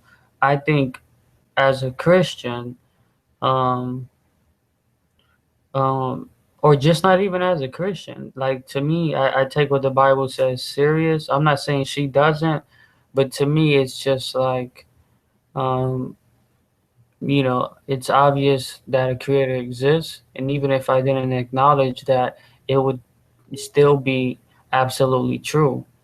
Um, that God exists, and the scriptures say that people suppress that truth and unrighteousness. I think being able to look at the human body, the anatomy, the possibility of life coming about. I'm pretty sure there's a lot of people who can give you strong cases in biology and mathematics and logicians and as to why God exists. I mean, on top of the scripture and on top of the inner witness. My thing with her is why is it does it seem like God isn't a sufficient answer to explain these things? You can use God to say that He directed these things. And maybe I'm misunderstanding what she said, but to me, that's kind of sound like what she said. And so, I mean, did she say that? Was that it kind of seemed like she had a problem with God being behind the direction, and that I had to have an alternate explanation for yeah, that. I really did not. I mean, and I'm not saying she might have had a point, but I just missed it honestly, and there was some miscommunication, and there was some there was a little bit of minor interruption by the both of you. It happened on both sides of the argument. It wasn't just you interrupting her. She Hmm. interrupted sometimes too. Let's not even Hmm. um yeah, Okay, welcome back, Fiona. I'm glad you Glad came that back to you're the back, room because man. really I'm glad you came back to the room because I really want to straighten out this whole thing. Right. Yeah, yeah, Fiona. I'm sorry. I don't mean to interrupt you in a rude way. Like I said, I am a layman and just want to understand what you're saying, and I also Number want to one, understand what I'm number saying. one, No straw I'm going to man. make this perfectly plain. Go ahead. I've been listening to the two of you. Okay. I have never Mhm. even hinted that I think that God is insufficient. So Okay. where, Could you let me finish. could you clarify So, that? All right, so but we where didn't you say that got real that quick. from when you said it, I don't Real know. quick. We didn't say that you thought God was insufficient. We didn't say that. Go Mhm. ahead. You might want to listen back. But yes, that seems to be what she seems to think that God is insufficient. Sorry, no, Well, no, no, no, no, no. saying that you see Here's the it, point I am that's not. trying to make and have been trying to make all Hold along. on. Hold on. Saying that you seem to think it ain't saying that you are saying it. There's two different things. Yeah, but I don't even seem to think it because I have given no indication that I think it. None That's why I said I whatsoever. could be wrong and I could be All right, mis. let Yeah, her you finish. are. Let her explain herself. Go ahead. Right. I'm sorry. Here's Go ahead. what I'm trying to say. Antonio asked a question about evolution and nothing else. Evolution. Is evolution directed or is it not directed? Okay? And I'm saying, how would you test for that? Never get an answer. Here's the thing. Could the direction have been further back than that? And that takes you to setting up the basic laws of physics. And then things unfold according to the basic laws of physics. And given that you've got God who is as powerful as he is, he would know the outcome from those basic laws of physics. But if you want to say the evolution itself is where the direction takes place, how would you test for that? And that's what I've been asking all the time I've been in here. Because Antonio specified evolution. Right. And that's what I've been asking about. How would you look at this biological process and answer the question, is it directed or is it not directed? All Right. right, can I answer that, please? That's the question I'm asking. Mhm. All right. Yeah. So what about the arguments that Brother True Empiricism likes to bring in regards to like um, using abductive reasoning and seeing how there's certain functions in the body that operate like things that we know that are created like motors and things like that. What about their um, Okay. because the thing is that, like I said, I think the problem I think with Darwin and evolution is that it started with this intention intention to try to describe biology in a non-theological and teleological way. And so what I'm saying is, what about some of the things that true empiricism seems to bring that he brings that seems to be very compelling and proof of a designer. And to me, it almost seems like you're going to dismiss it because it almost like you have this presupposition to try to kind of view things in a non um, directed type of way. But I guess what do we mean by direction though? I guess so. Yeah, I guess I'll let you respond to that, and I'll ask you some other questions. Okay. Right. Motors and turbines. You asked me about that one. Right. The problem with the argument that true empiricism has been putting forward, and I've pointed this out to him, and many people have pointed this out to him, both Christian and non-Christian, is this. He says, we have only ever observed, and he uses the word observed, motors and turbines coming from an intelligence. You would agree that that is his argument? I believe that is. Right. Okay, Could be wrong. okay. So, it is more accurate to say that we have only ever observed motors and turbines being designed and built by human beings. It's not just an intelligence on its own, it's human beings. If you want to talk about what we have observed, we've actually observed it. We've observed humans doing it. That's the whole human, everything about the human. If you want to split off the intelligence and just say we've only ever observed intelligence doing it, then I could split off something about a human as well and say we've only ever observed motors and turbines being designed and built by something with a colon. Therefore, colons are responsible. That's the problem with the argument. When you're talking about what you've observed humans designing and building motors and turbines, All right, not so just the intelligence. Now, if you make I'm sorry, wait, hold on. Before you go, wait, Antonio, go ahead, and then I would like to respond to what you was saying as well. Well, I mean, I honestly, I think I think that's just like a really just a very very flawed way to even look at the question because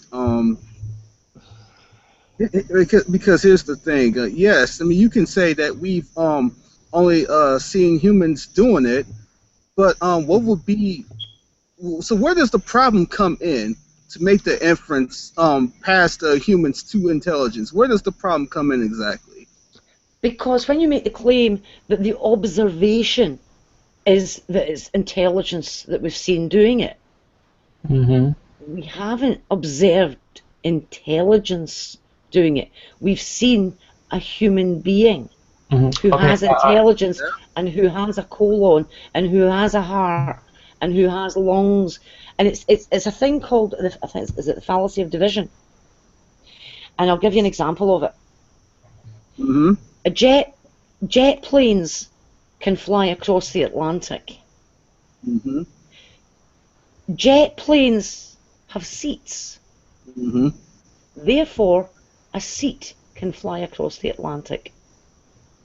Mm-hmm. No, okay. That's what I'm saying is the problem with that argument. If you take the whole of the jetliner and you only take one component of it, you can't then say that the ability of the whole jetliner is in that one thing. And that's why I'm saying what we have actually observed are humans designing and building the motors and turbines. Mm-hmm. Now, if you want to make the argument that if we go on what we've observed, then that's what must have made these biological analogies to motors and turbines, then you are left saying, well, we've only ever observed humans building motors and turbines, therefore humans must have designed the biological motors and turbines that we see. Mm-hmm. And now you see the flaw in the argument. Well, hold on. So by doing this fallacy of division and saying it's the intelligence when you're saying what you've observed, because nobody's observed an intelligence on its own doing it. That's not an observation. Yeah, okay, hold on. I really want to thank you for sharing that. I really want to reply to what you said, but I know Antonio was going to say something earlier. So, Antonio, if you can, go ahead, and I'll just follow up after you. Well, sure.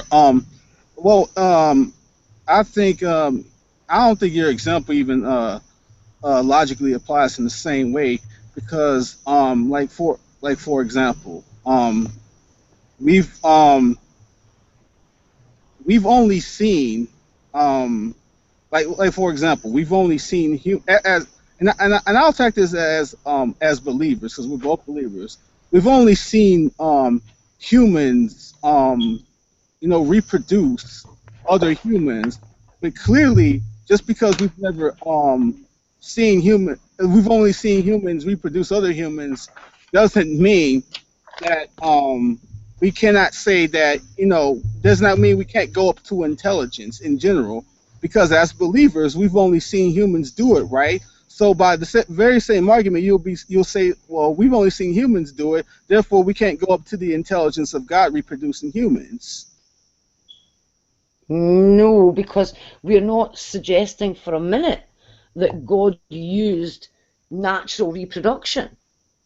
Say what? Okay, we've only ever seen humans reproduce humans, Mm-hmm. right? But God is a supernatural being. And if God wanted to, he could also do it, right? Right, yeah, but what I'm saying is you can't use the argument.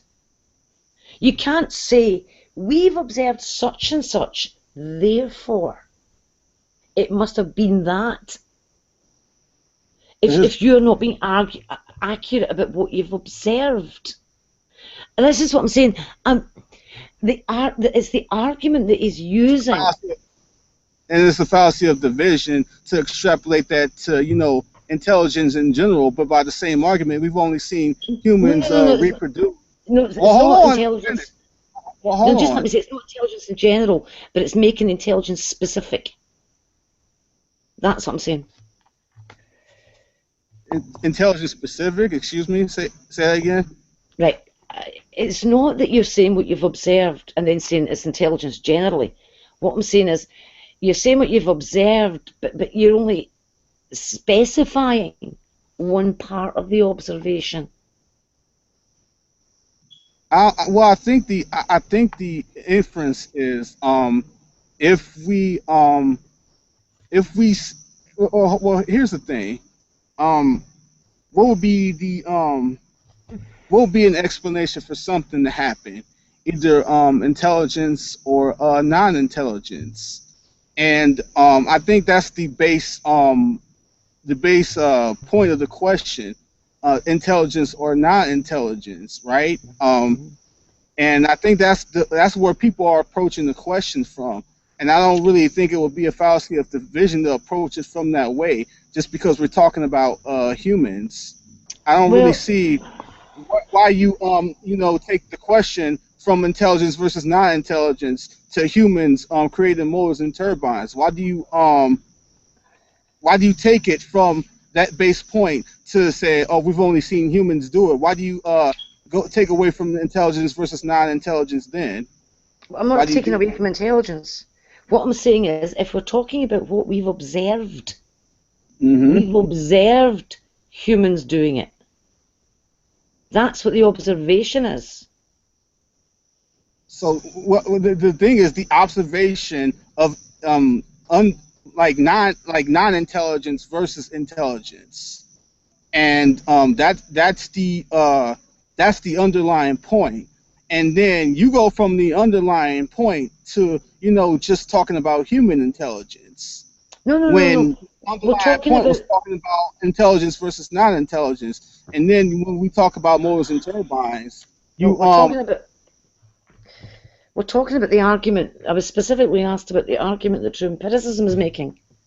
And his argument is, we have only ever observed intelligence designing and building motors and turbines.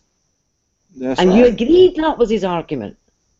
That's and right. What I'm saying, right, and then he then goes on to say, therefore it must be an intelligence that builds all the bits and pieces in the cell. And what I'm pointing out is it's that very first part of his argument. We've only ever seen an intelligence design and build motors and turbines. But we haven't observed just an intelligence doing it. We've observed humans doing it. And humans have got lots of things as well as intelligence. So let me ask you a question. So, is it possible to create a motor and turbine without intelligence? No, but that's not the point I'm making. He's saying we have only observed. The key word here is observed. What have we observed? We've observed humans doing it. That's the observation. But there are things within humans, because we are created in the image and likeness of God, right? We do have a mind, will, emotions, personhood. So so it's not just, well, these things are coming from humans, so therefore it can't be possible. Well, let me put it this way. You're saying we've only seen humans, we've only observed humans making motors and turbines. Therefore, it's a fallacy of division to suggest that. Hold on, let me make sure I'm putting this right. We've only seen humans make motors and turbines. Therefore, it's a fallacy of division to extrapolate that to intelligence in general, correct? Is that what you're saying? Well, to only the intelligence. Mhm. That's where the problem lies, because what you're doing is you're taking one part of the human, the Mhm. intelligence, and you're saying it's all down to the intelligence, all of it, and it's not. So what Because, about like if I look at a hotel building, for sorry, example? say it I'm again. saying, what if I look at like let's say like a 5-star hotel? I'm inside the hotel and I'm looking like at a specific painting, and I can look at this painting and say, man, this is a beautiful part of the hotel. And clearly the painting was designed and created, it had a plan and purpose. Um, but not only just the painting on the wall was created, but the wall itself, the stairs, the elevators, the cashiers, or I mean, the cash registers, all these different things. So I don't understand how even if I'm singling out a particular function within the human body, that I still can attribute that to being the results of intelligence. Um, I'm not saying you can, what I'm saying is, you'll agree Stephen Hawking is a very intelligent man, okay? sure, sure. He's a very Right? handsome man too. Yeah, No, I'm just kidding. Go ahead. yeah, right. He's a very intelligent man. Mm-hmm. Do you think he could go and build a motor or a turbine? Yes, I believe he has the intelligence to cause that to happen. How is he going to pick up the screws that he needs? I said he has the intelligence. He can Well, use different I means. mean, maybe not given his current condition, he wouldn't physically be able to do it. Yeah, that's what I'm That's saying. His intelligence. exactly, that's the point. No, I'm It's saying, let me not ask you just a the question. intelligence involved in designing and building turbines and motors. Yeah, I'm saying it Well, is intelligent. hold on. Well, hold on. I think you're confusing. I think you're confusing two things. You're confusing the nature. You're confusing the nature of some. You're confusing the nature of intelligence with the mechanisms behind it. I think you're just confusing two No, things. no, it's Exactly. not the mechanisms behind the intelligence. What I'm saying is that you need the whole human to build the motor or the turbine. The whole of the human, not just the intelligence. Because you can't pick up screws in a screwdriver with intelligence. You start off with intelligence first, right? You It doesn't need matter to. what you start with. To build a motor or a turbine, But the you've got to prereq, be able to interact physically. but the precondition, but the precondition is intelligence. Without intelligence, nothing's gonna happen. Right. Right, but without being able to physically interact, they would never get built. And Well, that's why so I'm saying it's more accurate to say that we've observed humans design and build motors and turbines. but here's the thing: as believers, when God says "Let there be light," He doesn't have to literally move His arms for light to happen. Right. We And all know. Antonio, let me say this: we observe God's not a humans. Wait, physical and being. Fiona, 1 second. We observe humans do these things as the Hmm. results of intelligence, right? But that's the thing, not just as a result of intelligence. They No, wouldn't be able to build the motor without the ability to physically interact with the bits of it. okay, the medium, like Brother Antonio was saying, is one thing, but what I'm saying is that obviously the intelligence is necessary. God does not need a human body to create the world, to create planets, to direct the functions within. Um, Yeah, but uh, look, what I'm trying to explain to you is the flaw in true empiricism's argument. Well, it's We not a have flaw. only ever observed mhm. intelligence doing it, and then he extrapolates it. But the Well, flaw is in what he's claiming we've observed. it's not a flaw because it's not a flaw when you're confusing intelligence, the nature of intelligence, with the mechanism behind it. It's not a flaw at all. No, it's not the It's no, literally no, approaching that's not the you're mechanism literally behind intelligence, Antonio. Picking up a you screw approaching is the not the position. mechanism behind intelligence. You approaching the position with a straw man from the get go, from the outset. No, I'm pointing out that there's a logical fallacy in the argument. That's what I'm saying. No, but it would be as much of a logical fallacy if we were to say that we've only observed, again, like I brought up earlier, we only ever observed humans reproducing. Therefore, it's a fallacy to deduce from abductive reasoning that the intelligence of God could do it as well. By the same logic that you've been given, that would also be a fallacy of division that we've only ever seen. No, because I mean, nobody is claiming that God has reproduced as humans do. Nobody's ever made that claim. But we do know that God can do anything which does not contradict His nature, and if He wanted to make human beings, if He wanted to make human beings by a method of reproduction, He could do so. Yes. If He wanted to. Yes, but that doesn't address the point I'm making. If we are talking about... Of course it does.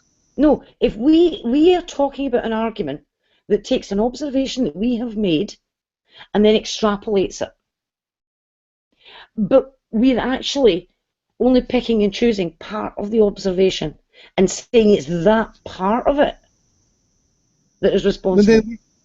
Right, but we can be doing the same thing for reproduction. There's only, the humans physically, we're only picking that part of humans doing the reproduction. Therefore, it's a fallacy of division to extrapolate that to, God could do this too if He wanted to. Because you're saying that we're only picking one part of it. Well, couldn't we just pick one part of the same type of thing by the reproduction argument and dismiss God from the equation? No. You completely missed what I'm saying. You can't claim that you've observed the intelligence on its own doing this, because you haven't observed that. You've observed a human building a motor or a turbine. As we've only observed humans reproducing. So here's the argument. We've only ever observed humans building a motor or a turbine. Now, a human is a physical being. They have intelligence, and they also are within the natural world and are able to interact physically with the natural world in order to actually build them. How did that matter come into being? And we then, whoa. Not finished. Go ahead. We then, what happens is, true empiricism is taking his argument of what we observe and extrapolating it. Mm-hmm. But the only part that he's talking about is the intelligence. We've only ever observed intelligence building motors and turbines and all the rest of it. But no, we've actually observed humans. Now, he wants to extrapolate his observation to things like ATP synthase. Yeah, I understand the point that you're making about his argument. Right, that's what I'm pointing out. It's a fallacy there. Right, I understand the fallacy you're making. What I'm saying is... Yeah, Antonio, let me just ask you one quick question, and I'll let you guys continue for a while. I'm sorry. Thanks. So what I want to ask you, I guess, is in regards to evolution, speciation, and just the diversity of life. How one species came from another species, or So my thing is, don't you guys use the same type of reasoning to say that this animal obviously came from, this animal from a long time ago, because we can see, the similarities and how it functions, and this is clearly showing that it came from this type of life form, in the past. Isn't that what you guys do with animals, but you kind of say we can't do with God, No, that's not the same thing, because, again, you're looking at observations. So you can either talk about the observations made from DNA, or you can look, and that's for the extant species, or you can talk about the observations within the fossil record. So again, it's observations. And you can say, well, we observe in this fossil that this is the type of ear it had, and here's a creature that's almost identical to it above it in the fossil record, but the ear is slightly different. So chances are these two creatures are related, but one has developed a better ear. Because they are almost identical. That nobody's actually taking just one part of the creature. They're saying there's all these similarities, and then there's this wee difference. How do we explain all the wee similarities and the wee differences?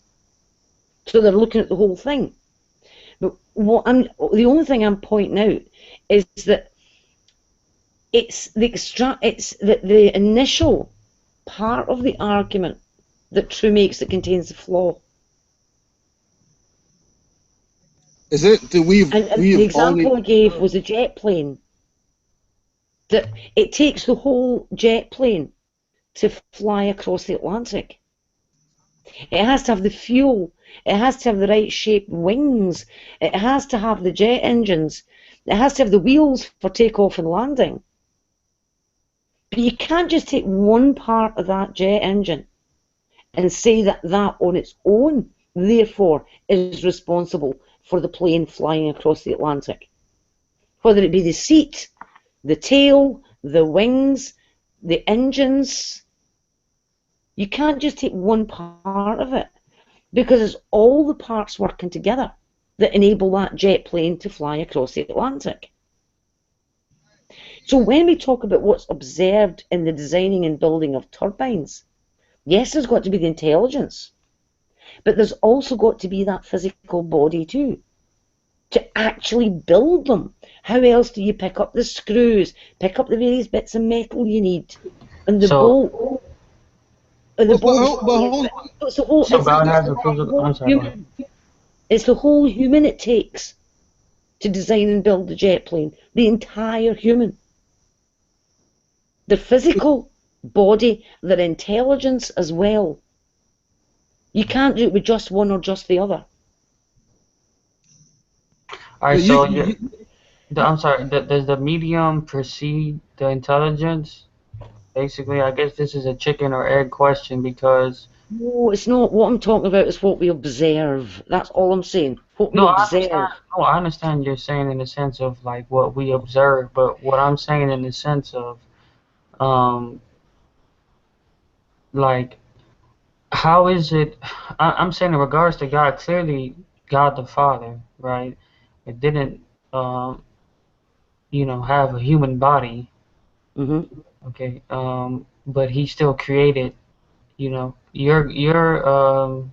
I believe Catholics hold to ex nihilo, right? But here, the thing is, because God is a supernatural being, and He's omnipotent. We are not.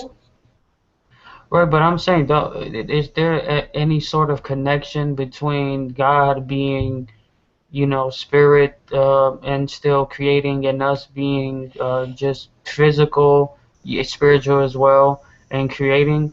But that physicality doesn't necessarily mean that you have to have a physical medium to, intelligently create things. No, because we're talking about God compared to humans. We need a physical form to interact with the physical world. But as Christians, right? But as Christians, we don't think that God has to have a physical form to interact with the physical world, because He isn't a human. He's God. Right. Different. But I'm saying, even like, let's say to some Big Bang Theory people, or people who believe, that the universe came into existence, like Stephen Hawking, you said, who believes time came in, had a beginning. Oh wait, is it him? It might be somebody else. I don't want to misspeak on him. But you ultimately, all this matter, it came. It wasn't around always. So clearly you didn't need a matter or physical, God didn't need matter or physical form to create things, and his intelligence was there prior to matter. And this is what I'm saying. He obviously he created humans. You can see the direction, you can see the plan, purpose, and intention and design in the human being. And so even if we observe something similar to like a human being creating a motor, it's just like how it logically follows that God used mediums to create things as well. So we can see that because he created us, he created the planet. So it's not just, I guess, the person viewing the motor. And I know what you mean, and about specifically, because you're specifically talking about the motor turbine Yeah. example, and relating it to humans and stuff like that. And I'm being a little bit more general right now, so I don't want you to think I'm Yeah. strawmanning you, but isn't it also us not only seeing the person who created the turbine and the motor, as well as us looking at ourselves and looking at creation and seeing obviously there's a creator, and he used he created things, and he's also given things a medium in which they can create as well. But that's fine. That's fine. But I'm purely addressing the argument that is being made. I'm pointing out a Right. basic flaw in this specific argument. Okay. That's Okay. what I'm pointing out.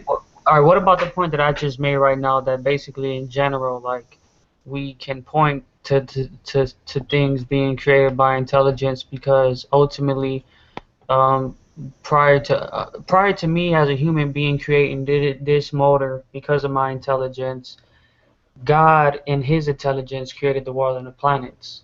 Yeah, but what we say is Hmm. you've not observed that. Okay. And then Okay. the whole thing is hanging up on the word observed. Observe. Okay. You're right. You're right. Yeah, because that's the argument Troom is That's making. He's saying what we need to do is take what we've observed, Mm-hmm. and he's then taking that observation to draw his conclusion. Mm-hmm. But he's not accurate in what he's observed. Mm-hmm. All right. That's So what what? All right. that's So where what the that's about? why I'm trying fallacy. to get back here. That's where the Hold on, fallacy brother. comes in. That's what I'm trying to deal with here, because again, it goes back to my example. We've only ever observed humans, reproducing, but that doesn't mean that uh, God could not do it. We've only ever, and we can also say we've only ever observed humans making motors and turbines, but that doesn't mean that God couldn't have been, behind what we see on the cellular level with motors and turbines. Right, we've only Good ever point. observed humans reproducing. Therefore, God isn't a The human and he can't reproduce. Is that what you're saying? I'm saying that we've only seen humans create human beings by reproduction. But Mm-hmm. God wanted to, if God wanted to make some random human beings and him you know direct the process himself and make them reproduce by his hands, if he wanted to do it that way, he could do it. Just because we've only seen humans reproduce, don't mean that God couldn't, take control of the process and do it himself. Mm-hmm. Yeah, I mean, fine, he could, but the point I'm making is the actual argument that true empiricism is making. I'm Well, it's not the same. I'm not extending it out to supernatural beings here Mm-hmm. for Well, anything else. we're talking I'm about just pointing intelligence, out. though. I'm just pointing out that Right. if you want to make the argument that we only have to go on what we've observed, then you have to be accurate about what you've observed. I Well, think Otherwise, if you you want to if you want to commit that logical fallacy and know what say is? My goodness. Go the ahead. problem it's logical fallacy, and it's called the fallacy of division. Mm-hmm. I already still That understood that. that Get it. something Mm-hmm. that is true for the whole must necessarily be true for part of it. That's the fallacy of division. I get that the true, what's true of the whole doesn't mean it's what's true of the parts. But Exactly. That's right. That's it.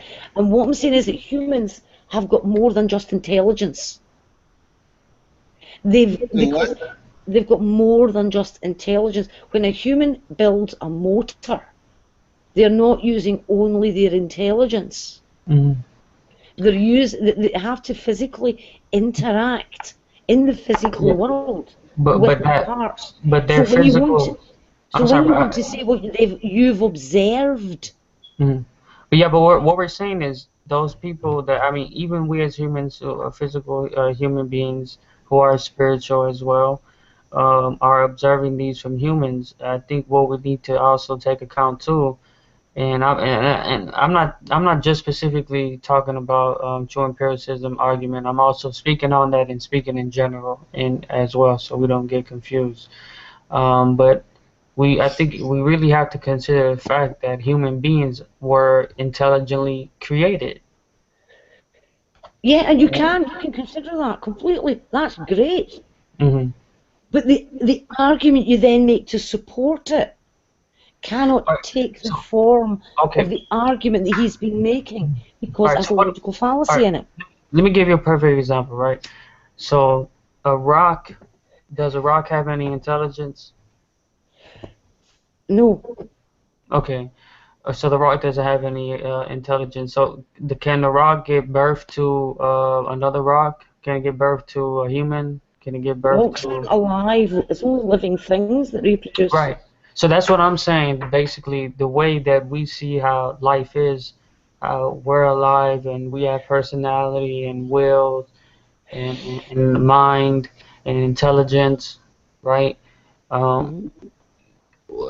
how is it that we can posit, and I'm not saying you, because when I speak on you, I'm really looking at Darwinian evolution, not only from theistic point, but also a naturalistic point. But how is it we can posit, you know, we can't jump to conclusions that God is directing this and God is behind this, and we can just come from nothing or this impersonal force or these non-material, non-directed, impersonal things, and yet have the life that we have. Um, to me, that doesn't seem consistent. That obviously there is a creator, has a will, has mind, intelligence. He's a designer, and this is why we're able to create, design, have a will, have our own mind, and because we're created in His likeness. And that's just why we can look at the human body and see there is a designer and see whatever mechanisms that are true because God has directed them to be true. And you're perfectly free to believe that. I mean, that's not a problem. I'm just addressing what I see as a bad argument. Now, if I reword the argument, okay, to say that we have only ever seen an intelligence with the ability to interact with the physical world, building a motor or a turbine, I can then extrapolate it out because that is accurate about what we've observed. I think that's so. Are you saying his argument is that we've only seen humans do it, or we've only No, seen his intelligence? What he is he he, saying? he always says we have only ever seen motors and turbines being designed and built by intelligence. Yeah, I So think that's the most accurate representation of his that is argument. We've only ever right. seen That is what he intelligence. says, and that's where the fallacy of division lies. Well, Because but isn't the rebuttal that not all intelligence needs to be human? God being, first of all, the necessary requisite to even have intelligence to yeah, begin but with, we and He haven't didn't need to be observed. human. Yeah, but the point is observed. We haven't observed anything other than humans build motors and turbines. Well, hold on. Is the The word is observed. Have you what seen a is the baby being born? God is behind No, we're that. talking about motors and turbines. Yeah, We're but I'm talking. saying seeing God create other than humans, seeing God. bring life, create life, um, he directs the way that you say he directs certain laws. Um, I mean, I honestly have no idea what you're getting at. The only thing that I have taken issue with is the first part of this argument that's being used, and saying that first part is inaccurate. It's a fallacy of division. mm, And that's why it's a bad argument. Now, if he was to reword that first part of his argument, then he would actually have a better argument. So if so he how should he said, say it? right, so if he said, we have only ever seen an intelligence with the ability to interact with the physical world, build motors and turbines, etc. Because now he's no longer committing the fallacy of division. Mm-hmm. Okay? Now, if we want to be accurate about what we've observed, you can say an intelligence with an ability to interact with the physical world and all the rest of it, or we could actually say what we've observed, which is humans. We haven't observed monkeys do it, or ants do it, or fish do it, Mm-hmm. or hippos doing it. Mm-hmm. What we've observed, the only thing we've observed, and remember the word is observed, not think, but observed, is humans do that. And I could commit the same fallacy and just take one part of being human and say that that is responsible. So then I would construct the argument saying, we have only ever seen something with a colon and two legs build a motor or a turbine. Therefore, all these parts of the cell must have been designed by something with a colon and two legs. But again, That's why it falls down. I think the problem with your whole point is, again, you're confusing intelligence itself with the mechanisms behind the result of intelligence. That's what you're doing. No, I'm not. What I'm saying is that to build a motor, intelligence on its own won't do it, because you have to pick up the screws, pick up the bolts. Yeah, so you've got to have a way of interacting with the physical world. All right, so I'll give you a perfect example. Let's say. Wait, man. So does again? So does intelligence precede the physicality, or does the physicality precede the intelligence? It doesn't matter. It's still a fallacy of division. To take one, it does matter for a very specific reason. No, it doesn't. Because what I'm saying is, it commits a logical fallacy. You're not getting the point, Fiona. It matters for a very specific reason. The reason why it matters, is because, yes, these things all have to, yes, from what we know about humans, yes, it all has to, yes, from a human standpoint, it all has to work as a unit. But yes, but from an intelligent standpoint, we're just talking about what's behind it. We're not talking about what works as a unit. We're talking about what's behind it. But the argument that True is making isn't. That's the point. That's why the argument falls.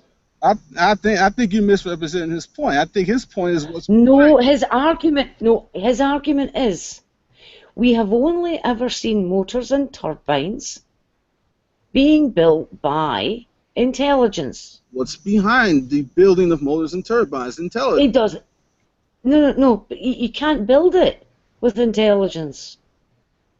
Intelligence alone won't do it. That's what I'm saying. Stephen Hawking is very intelligent, but he will never physically build a turbine because he can't move. He can't interact with the physical world. Look, the physical construction of something is the physical construction of something is the result of intelligence. No, Yet no, the physical construction, the you physical completely construction, missed the point, Antonio. the physical construction of something is not the result of physicality, like merely the result of physicality. All right, I mean it's the result of intelligence behind the whole thing. That's the But it can't be done without that physicality. You can't build it without that physicality. And well, what I'm saying is, well, the problem with the argument is in what we observe. You cannot say we observe intelligence doing it, therefore the bits in the cell have to be down to intelligence, because I could just as easily divide off another part of the human and say, well, we've only ever seen we've only ever seen a spleen do it, therefore it's a spleen well, that made everything in the cell. You can't do that. you You can't take just one part of the whole and throw ascribe that to that one part. you throwing underlying assertions in the whole in the whole argument that have nothing to do with it. You're throwing you're throwing like this whole how is something created. You're throwing that into it when that has absolutely nothing to do with it. Because Well, you try building a turbine without interacting physically with the parts of it.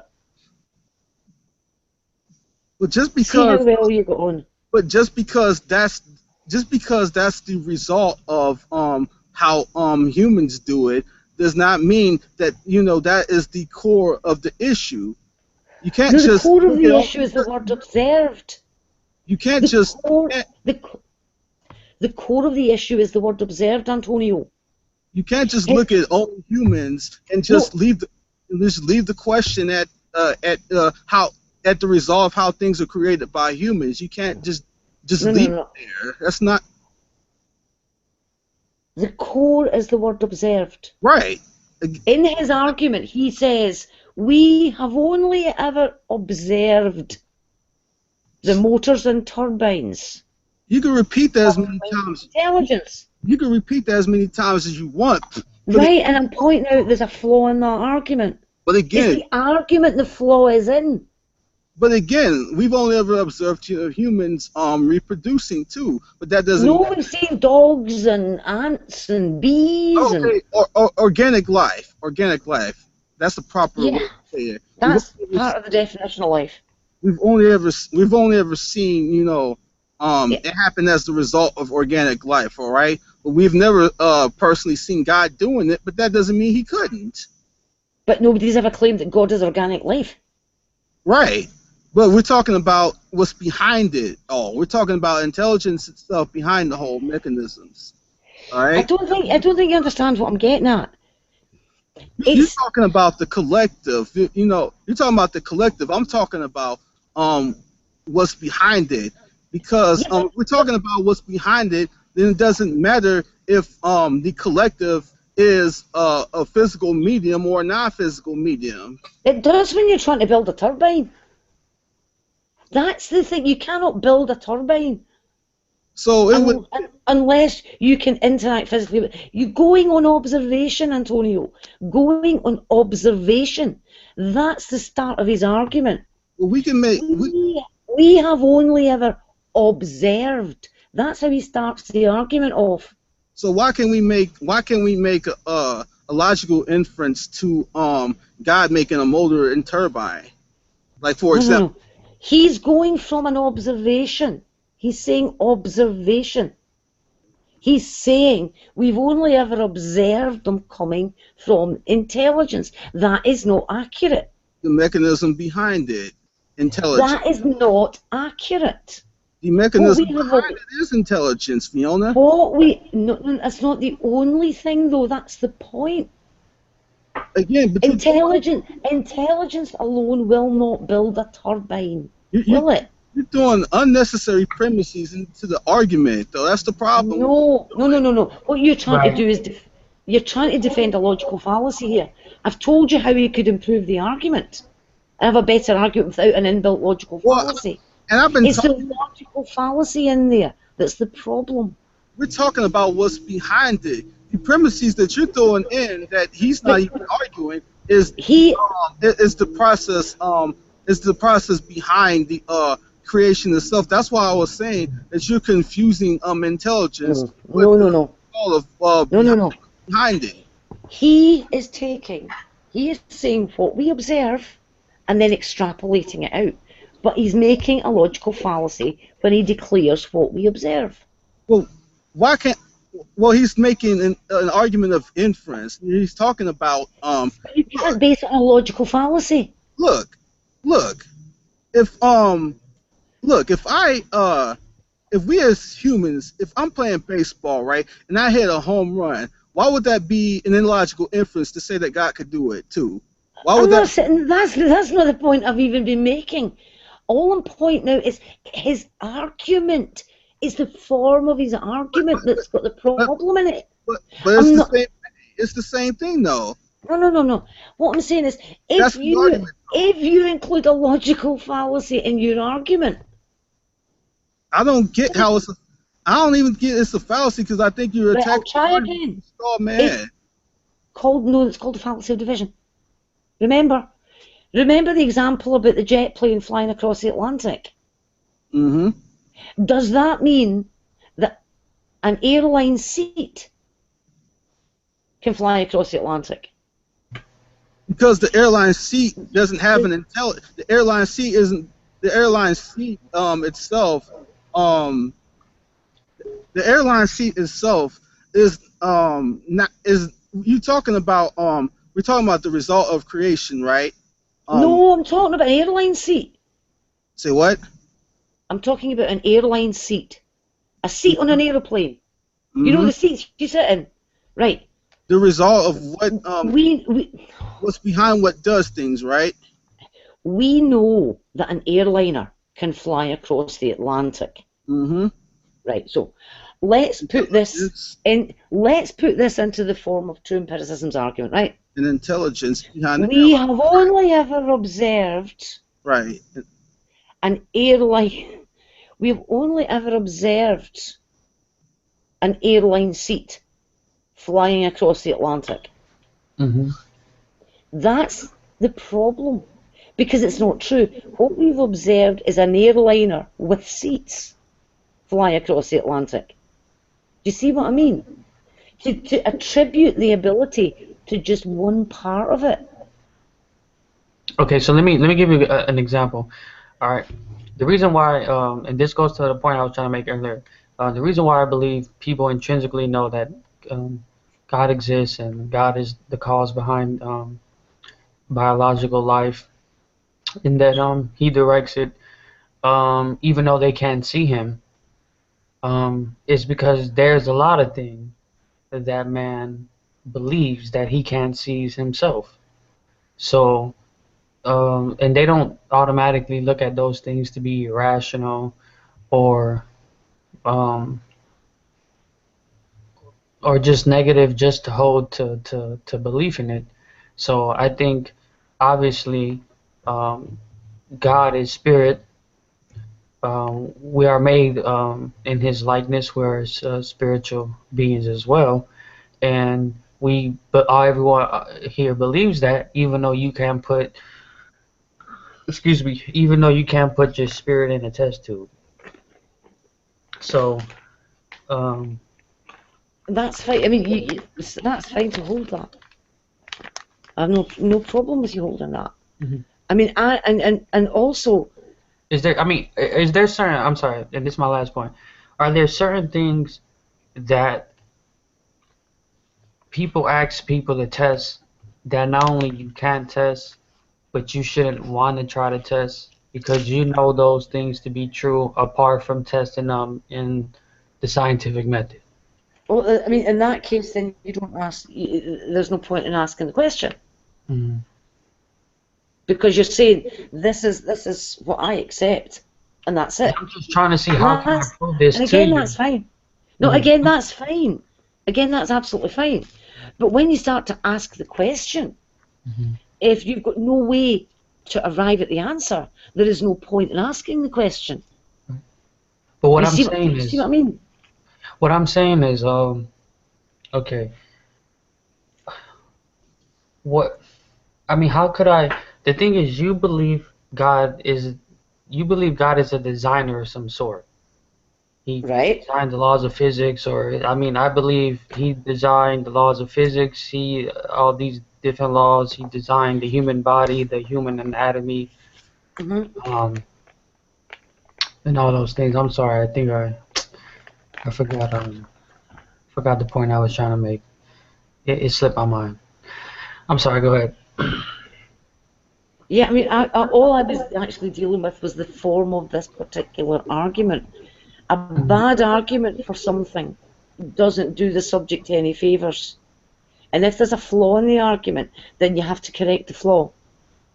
And that's the only thing I'm saying. And that's why I gave a suggestion as to how it could be improved. Now, whether it would be accepted or not, I Okay. don't know. But I'm All just right. I'm pointing out sorry. that if you use a bad argument, it doesn't help Yeah. your case. No, I see what you're saying. I mean, um, That's all I'm a saying. person shouldn't use a bad argument. I'm not saying it is a bad argument, but I mean, you're right Well, about that. People should make bad arguments.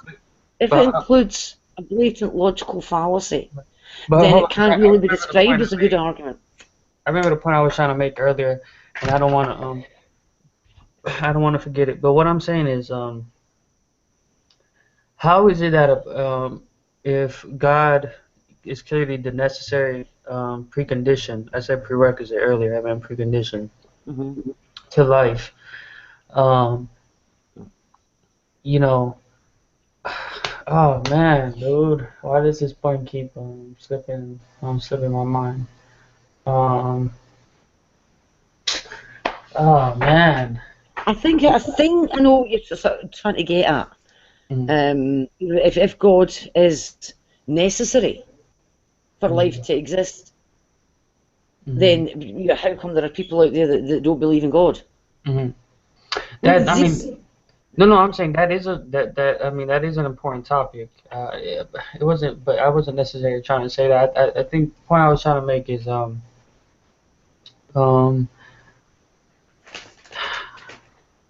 I think like, because I mean obviously God they certain I mean how is it that I can say that God created this particular part of the human body, or that He can create anything. What am I supposed to say?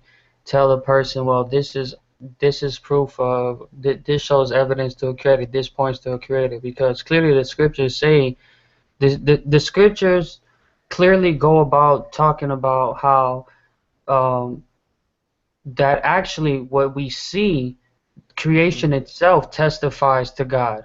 uh-huh. I mean, that's from, I mean, all over the Old Testament to the New Testament, to where it's almost something that can, also a thing that further condemns man, because man looks outside of himself, sees creation, knows he didn't create it, knows he stands condemned.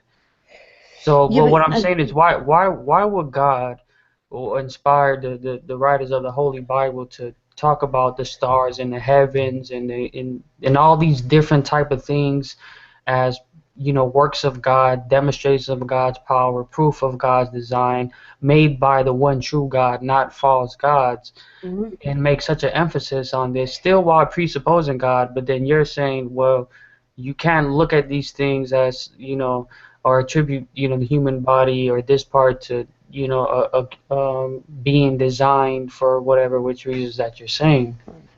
I mean, what the quibble is over in this hangout, anyway, is not whether God's responsible or not, ultimately, but the mechanism that He used.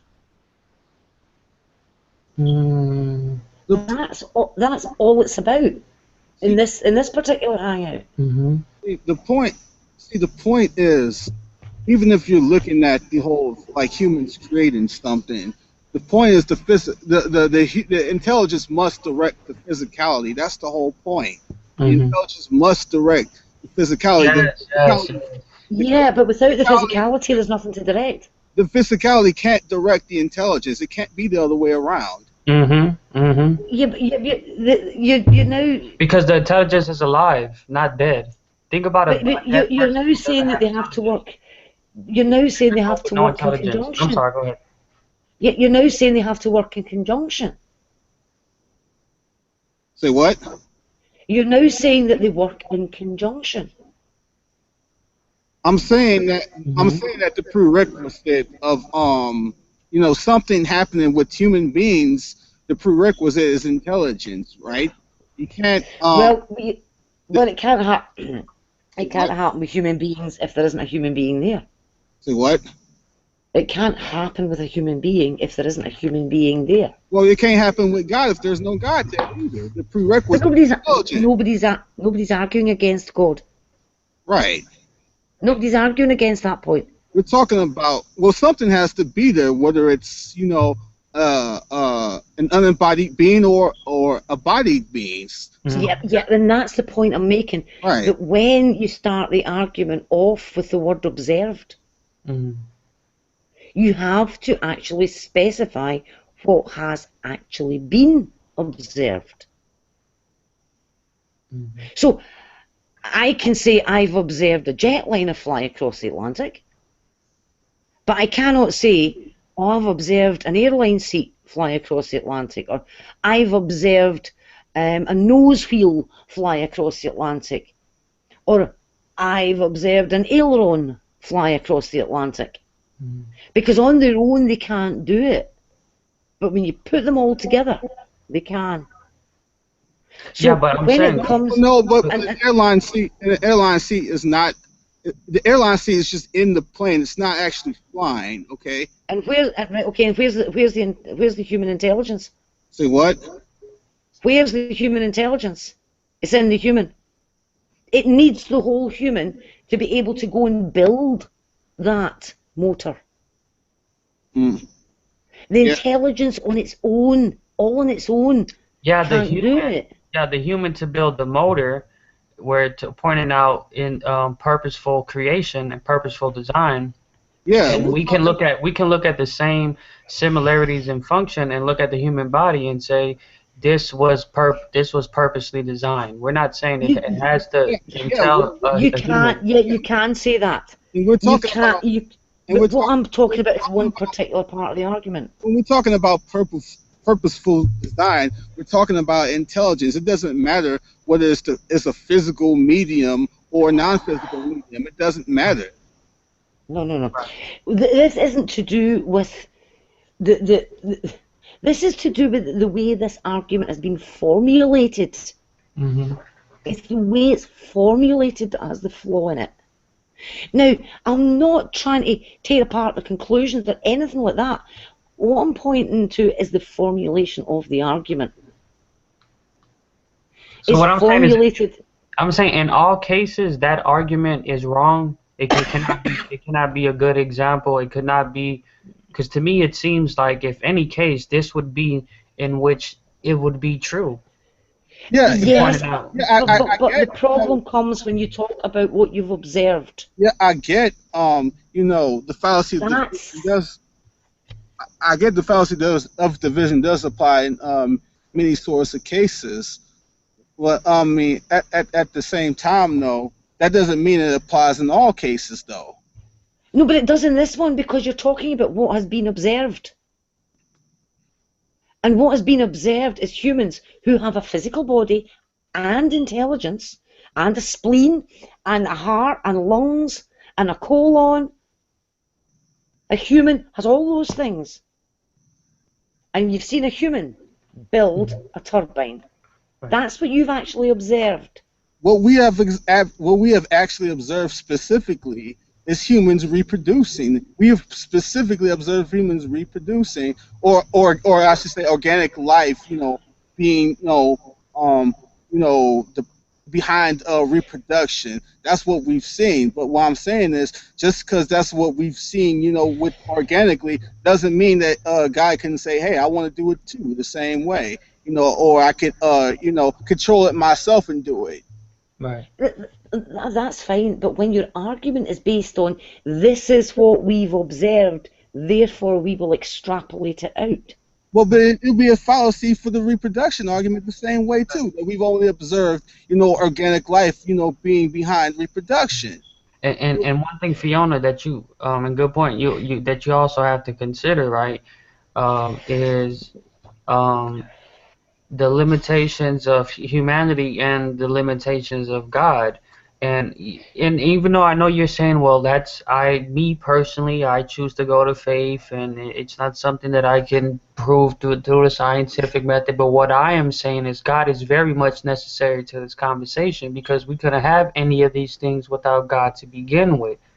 So clearly, we do have to look at God um, um, in regards to um, this topic that we're talking about Hmm. because he he could good grief, I forgot what the point I Yeah, was trying yeah, to say. I get you saying that God is a necessary precondition. I mean, especially as believers behind this conversation, because just because we've only ever have seen, like humans creating certain things, just because we have only ever seen humans do it, doesn't mean that God couldn't do it in the same way or in a better way. Right. Yeah, but that's Hold what on one second, that's the Fiona. argument that's being made. Wait, That's hold the on one argument second. that's being made Wait, based on wait, observation. 1 second, Fiona, because I just remembered the point. I don't want to forget it. One sentence, and I'm gonna let you continue. The point is, yeah, kind of like when Antonio was saying, he just reminded me of it. Um, God is the necessary precondition for life to come about to begin with. So I think I forgot the sugar one again.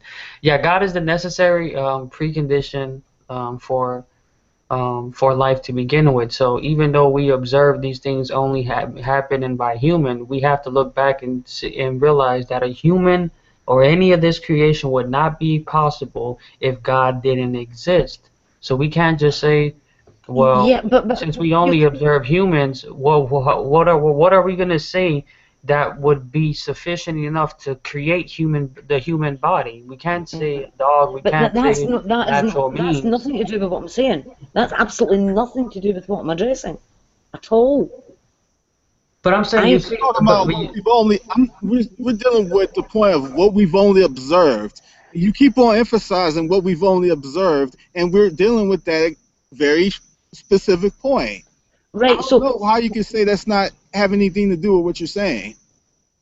because you're talking about you're talking about God being a necessary prerequisite and all the rest of it, and that you believe that, okay, that's fine.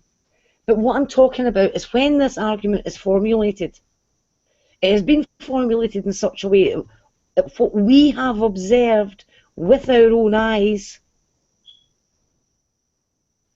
it's the way but, that argument is okay, formulated. but what I'm saying is there And let have me been things finish. that. Let me Let finish. finish, let finish, Go man. ahead, go ahead, go ahead.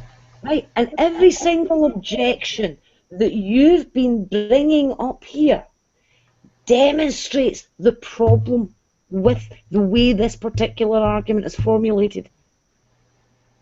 I don't need. Every single thing you've brought up has demonstrated because the argument talks about only that which we have observed, not what we believe, not what we understand, not what we know. It's what the argument states, what we've observed. No, That's where the problem lies. no. The whole point is what we observe and what we can, best explain by a logical inference based on what we observed. Okay. Yeah, but it's Amen. all based on observation. So what? That's the It doesn't. It doesn't matter. that's It doesn't matter, Fiona. Just again, you it can goes back to my example of reproduction. We've only observed organic life, being. You're not getting this, Antonio, at all. No, You're yes, I seriously am. not getting this. Wait a minute, Fiona. We're talking about the observed point. If we only have observed organic life being behind the creation or reproduction of things, we've only have ever observed. Let's stay on that point. Observe. If we have only ever observed, why would it be a fallacy to extrapolate that to because of what we've ever observed that we can look and say, okay, we've observed only organic life doing this, but the result of that is some sort of purposeful mechanism behind it. Or if we're talking about human beings, for example, we've only ever observed No, the no, reproduction of human beings, from the intelligent actions of human beings. We've only ever observed that happening. All right, but for some reason, it's a fallacy to extrapolate the only observance of human beings reproducing other human beings with saying that okay, we've only ever observed human beings doing this, but if we're talking about the mechanisms behind what we ever only observed, that does not mean that just because we only ever observed human beings doing this, that there couldn't have been some other sort of form of intelligence being able to do the same thing. Right, right. And yeah, and that's But wait a exactly minute, wait a minute. Here's the point though. When humans reproduce, they don't do it just using their intelligence. They use other bits, dangly bits, hmm Hmm. physical. It's not just their intelligence that they use to reproduce. I mean, that would be like we Just let's plug that into the argument that has been used. We've only ever observed intelligence reproducing. Do you think that holds true? say what? You cut out there. What did you say? Right. Do you think this holds true? We've only ever observed intelligence hmm reproducing. Does that hold true? No, it doesn't. Intelligent beings. Beings, that's it. That's what we've observed, and it's not even intelligent. It's just life. Because I'd be hard pressed to call a parsley plant intelligent All right. or a bacterium. That's why I drew it back to Right. human That's the organic reproduction. Yeah, but that's the problem you've got. As soon as you commit that fallacy of division, then the argument will fall apart. We're just saying what we're just simply saying what things are best explained by. It doesn't matter that Yes, I understand that, but you're it does, it's it doesn't based. matter it doesn't matter how the mechanism is created or what's required of it. But what we're just saying what it's best explained by an intelligent agent. It doesn't matter that No, no. The argument is that we've only ever observed motors being designed and built by intelligence. Therefore, the best explanation for what we think of as motors inside the cells must be intelligence. But it's based on a logical fallacy, the fallacy of division. Right, That's what it so falls down. well, we're talking Is that first part of the argument no is we're talking badly formulated. no we're Now, talking if it's reformulated, no then it could be. the general question is what best explains something, intelligence or not intelligence. That's the general question. You can't just forget the general question behind the argument being made. I hmm No, understand. that's not I what I'm understand. doing. I understand you looking at the argument, but the general discussion is what best explains the result of what we see in the world. That's what I'm saying. Of what we see in the world, and that's the point of what we see in the world. You're looking at you're saying we observe such and such, therefore let's extrapolate it across. Except what is being described is not actually what is observed. So Okay, to say that's a fallacy. We observe intelligence doing blah blah blah. but No, but we observe the whole human, the intelligence, the physical body, everything about the human well, is wait a minute. required to build the yeah, turbine. Well, but I'm well, saying hold there's on. So Antonio, can I say therefore, Wait a one second. you Hold shouldn't. on. but there's no other alternative. Hold on a second, brother Carlos. Look, we've only ever observed we've only ever observed human beings writing books. Therefore since we only ever observed human beings writing books, therefore we cannot say that God directed the process behind the writing of the Bible because we only have ever observed humans writing books. But you see, that is true. We have only ever observed humans writing Right. books. That's true. We have only ever observed humans writing books. Right. But nobody is then extrapolating that to say, therefore, God couldn't have inspired a human to write a book. Because what we would have observed, whether inspired by God or not, is still a human writing a book. But if we only ever observed humans writing books, then you would say it's a fallacy to suggest that that we could extrapolate that to God, right? No, no, no, no, that's not what I've said. I've said it's true. We've only ever observed humans writing books. Mm-hmm. That is true. Mm-hmm. Well, the laws are the preconditions to even have humans being created or the body being created wouldn't make sense without God being true. So, I mean, you have no other alternative. And I think, That's fine. let That's me finish fine. up. And I think by you saying that, mere human observation, and it's not just intelligence by itself. And you're talking about the medium. I think it does relate somehow because there's a lot of points. It's purposeful, it's designed, it's intentional. There's obviously intelligence behind it. Um, And we as and believers say that all the time that God wrote His word, okay? But we obviously know that He directed we obviously know that He directed physical human beings to write it in the physical way for our eyes to see it in a physical sort of way. But we don't say that God didn't write it though, just because we've only ever observed humans doing it. But That's the but point. but I don't think anybody's actually claiming that God sat down at a desk with a pen and wrote it himself. Are they? Say what? Nobody's claiming that God sat down at a desk with a pen and wrote it himself, Mm-hmm. right? They're saying that God inspired humans to We're write it. talking about And that, we're talking about what's behind it, right? So, if for you want, goodness sake, Antonio, you're not getting this at all. it doesn't matter how it's wrote. It doesn't matter how it's written, though. That's the point. And again, it doesn't matter how it's made. It doesn't matter that it requires the whole of a physical human to do it physically. The intelligence is behind it. That's the point. It doesn't matter that it requires humans to physically actually write it down. The point is there's an intelligence behind it. Yeah, even if the intelligence isn't the only part of Yeah, it, it's but intelligent to begin with. yes, but as you just said there, it's part of it. You just said it yourself. It's part of it. Okay. I says behind it.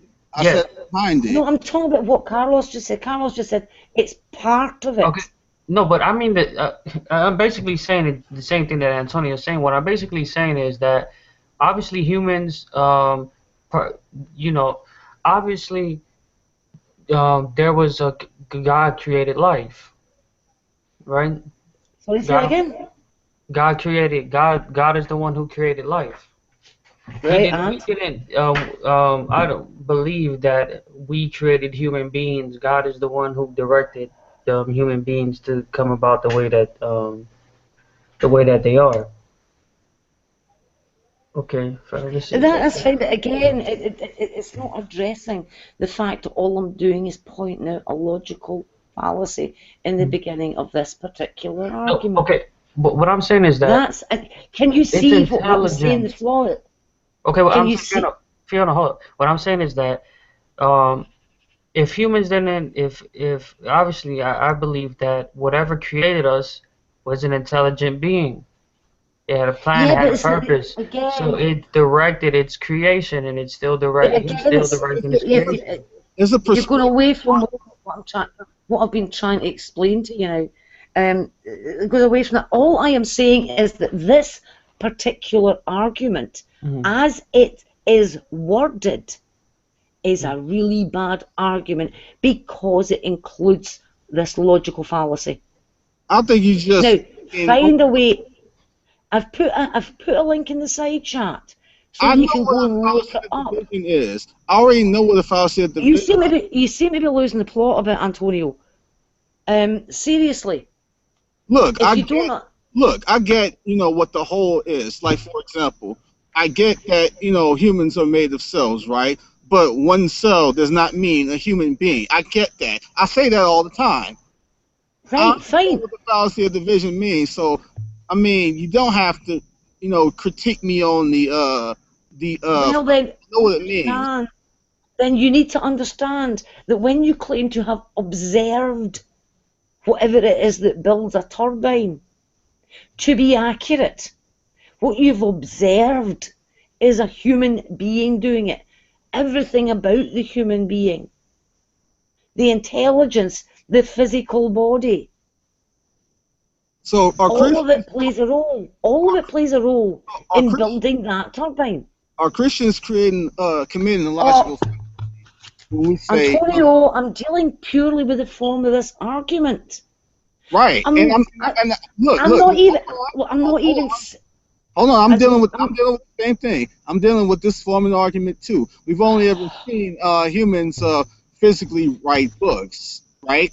We've only ever seen humans physically write books. So is it a fallacy to for Christians to say that God wrote the Bible, since we've only seen humans only physically write books? Right? Can you point me to any denomination or sect that believes that God physically wrote the Bible? Again, and that's the crux of the point. Because nobody's making that claim, Antonio. Nobody's making that claim. Wait a minute, Fiona. That's where you commit the fallacy right there, because you just do physically. No. Antonio, please listen carefully. You do physically into the whole equation. That's where you commit the fallacy. Please listen carefully. Antonio, calm down, dear. Listen really carefully. It is true that we have only ever observed humans writing books. That is true. You haven't observed anything other than a human write a book. That's a true statement, okay? Right. That's a very true statement. But nobody is trying to then use that to go to the argument, therefore, anything else. Because remember, nobody's saying, therefore, God couldn't have done this. God couldn't have inspired humans to write it down. Because you still end up with a human writing it down. He can use whatever mechanism he wants to use, though. It doesn't matter, but it's still intelligent when you get finished. Can you tell me of any sect or denomination that believes that God sat down with a pen and wrote the whole Bible himself? That's not the point, Fiona. It's not the point about whether he physically done it himself or whether he directs another intelligence that he makes to physically do it. That's not the point. No, you've completely missed the point here. No, completely, Fiona. We're talking about what's the nature of what's the creation we see. No, we're not. We're talking about a specific argument that's been made based on observation. And the whole point behind the argument is the general idea of what best explains this, and the general idea of what's behind it is intelligence. And you cannot base it on a logical fallacy. But you can't just leave the general idea and just look at the physicality of how human beings do something. That is why I explained a better way that it could have been worded. Did you miss that bit, Antonio? What are you talking about? Oh, Carlos, can you explain it to him? How the part where I actually said if it was worded in a certain way, it would avoid the logical fallacy. I don't see nothing wrong with how it's worded. Do you remember me saying that, Carlos? Yeah, I do. Exactly. Wait, 1 second. Could you give us the example and show us how it's worded wrongly and how it should be worded? Right, here's how it's worded wrongly. All right. It says, we have only ever observed intelligence designing and building turbines. Therefore, Antonio, if you're going to keep doing this, I'm just going to leave again. I'm trying my hardest to explain this problem to you. Go ahead, finish your point. Go ahead, you're right. Right. The argument states, we have only ever observed, and that's the crucial word. Don't lose sight of the word observed. We have only ever observed intelligence designing and building turbines. Therefore, based on that observation, right, these structures that are analogous to motors and turbines Mhm. must have been built by intelligence. Mhm. And what I'm saying is, now I'm not arguing with whether they were built by intelligence or not. That's not where the argument lies. What I'm saying is that the way that first part of the argument is formulated, using the word observed, means that you can't draw any conclusion from it because it specifies something which isn't accurate. It isn't accurately observed. What we have actually observed is humans doing it. So if we were to be accurate in the observation, be accurate at specifying what we've observed, and then follow it through to the conclusion that the argument would come to, it would go like this. We have only ever observed humans designing and building turbines. Therefore, humans must have designed and built ATP synthase. Now you can see just how daft that argument is. Here's what you're doing, Fiona. If you take the phrase uh, we have only if you take the phrase we have only ever observed an intelligence creating something.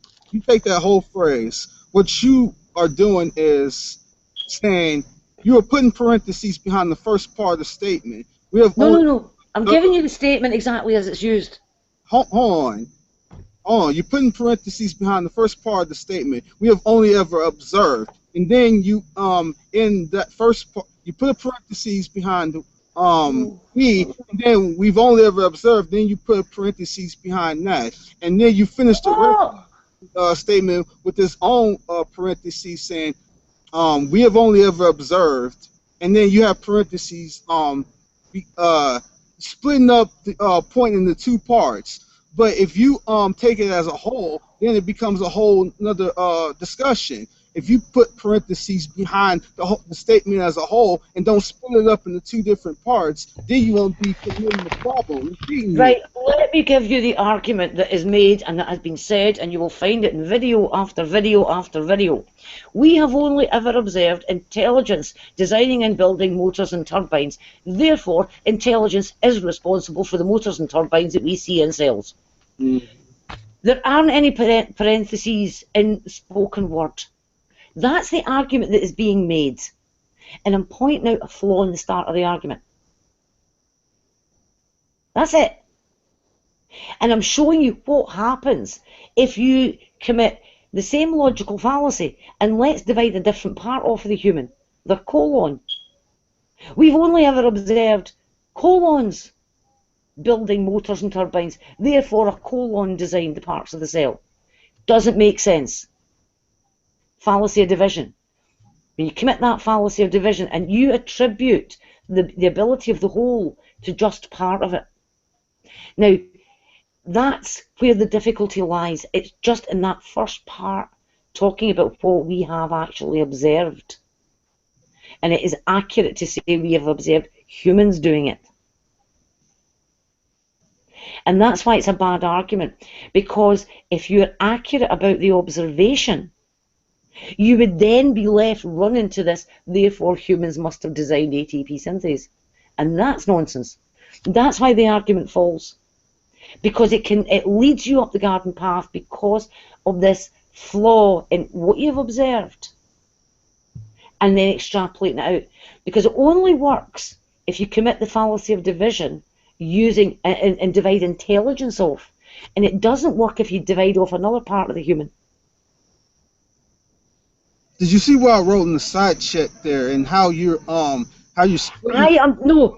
There are no parentheses around anything. This is important. I can't speak parentheses. I am telling you exactly the argument is true empiricism words it. It's his argument. If you don't like it, then take it up with him. That's his argument.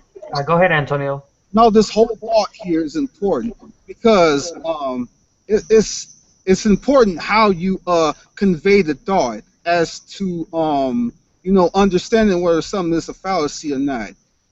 Saying we have only ever observed, and then you divide the part into that part, and then you finish the rest of the thought. Intelligence creating motors and turbines is different than we have only ever observed intelligence creating motors and turbines.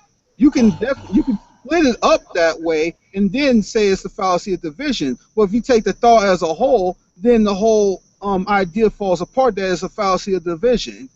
No, no, no, no, no, no, no. I mean, I don't know how you can think I am speaking with parentheses. There are no parentheses in the spoken word. The Well, point is it's not about that is the Antonio. That is the argument that true empiricism makes. We have only ever observed intelligence creating motors and turbines. That's not parentheses. That's me taking a breath. That's what he says, and then he goes on to say, therefore, it's reasonable to extrapolate and say that it has to be an intelligence that's created what they call motors and turbines within a cell. So he's extrapolating from our observation, but committing a fallacy of division, and then taking it across to the cell. I don't speak with brackets around my words. I'm not putting brackets. That's quotation marks, and that was to get you to keep in mind the word observed. There are no parentheses in the spoken word. This is the argument that true empiricism makes. If you don't like it, take it up with him. I'm not talking about, it's not even about parentheses. It's how a whole thought is conveyed. It's about what the general discussion is. And when you divide it up into only the observed part, and then you divide it in that way, then you attack a straw man to looking at the result of the mechanism behind intelligence. When you divide it up like that to only the observed part, of course you're going to say, well, humans can only create it in a physical way. When you that's what you observe. When you go back to the word observe again. Because you're not looking at the general discussion we're talking about. No, listen, I was asked about true empiricism's argument, and I was asked about this specific argument. And that's what Carlos asked me about. He asked me specifically about that argument. Right, and I think you attacked the straw man. I don't think he was ever saying that it was just about I don't think he was ever suggesting, it was just merely, about how something is done either physically or non-physically. I don't even think... No, listen, I know his argument off by heart, Antonio. I've heard it often enough. And he says, we have only ever observed intelligence creating motors and turbines. Therefore, he deduces that it's intelligence that created ATP synthase, because he calls it a turbine. That's his argument. That's what he says. We've only ever observed intelligence creating motors and turbines, therefore, and extrapolates it to biology. That's what he does. That's what he says. You will find video after video after video after video of him stating that. Because the whole thought is about intelligence, what's behind the result. Exactly, but in order to do it, he's committed a fallacy of division. No, it's not about in order to do it. It's not about in order to do it, because you missed the whole point when you're talking about in order to do it. You missed the whole point. No, Antonio, no. Yes, you do. You missed the entire point when you just attack the mechanism behind it. No. If you're gonna attack the mechanism behind it, then we should know what the mechanism. I'm not attacking the mechanism. I am stating exactly what he states in his argument. He's saying that the intelligence is the mechanism. He's saying we have only ever observed intelligence creating motors and turbines. That's what he says. That's the fallacy of division. He commits the fallacy of division there.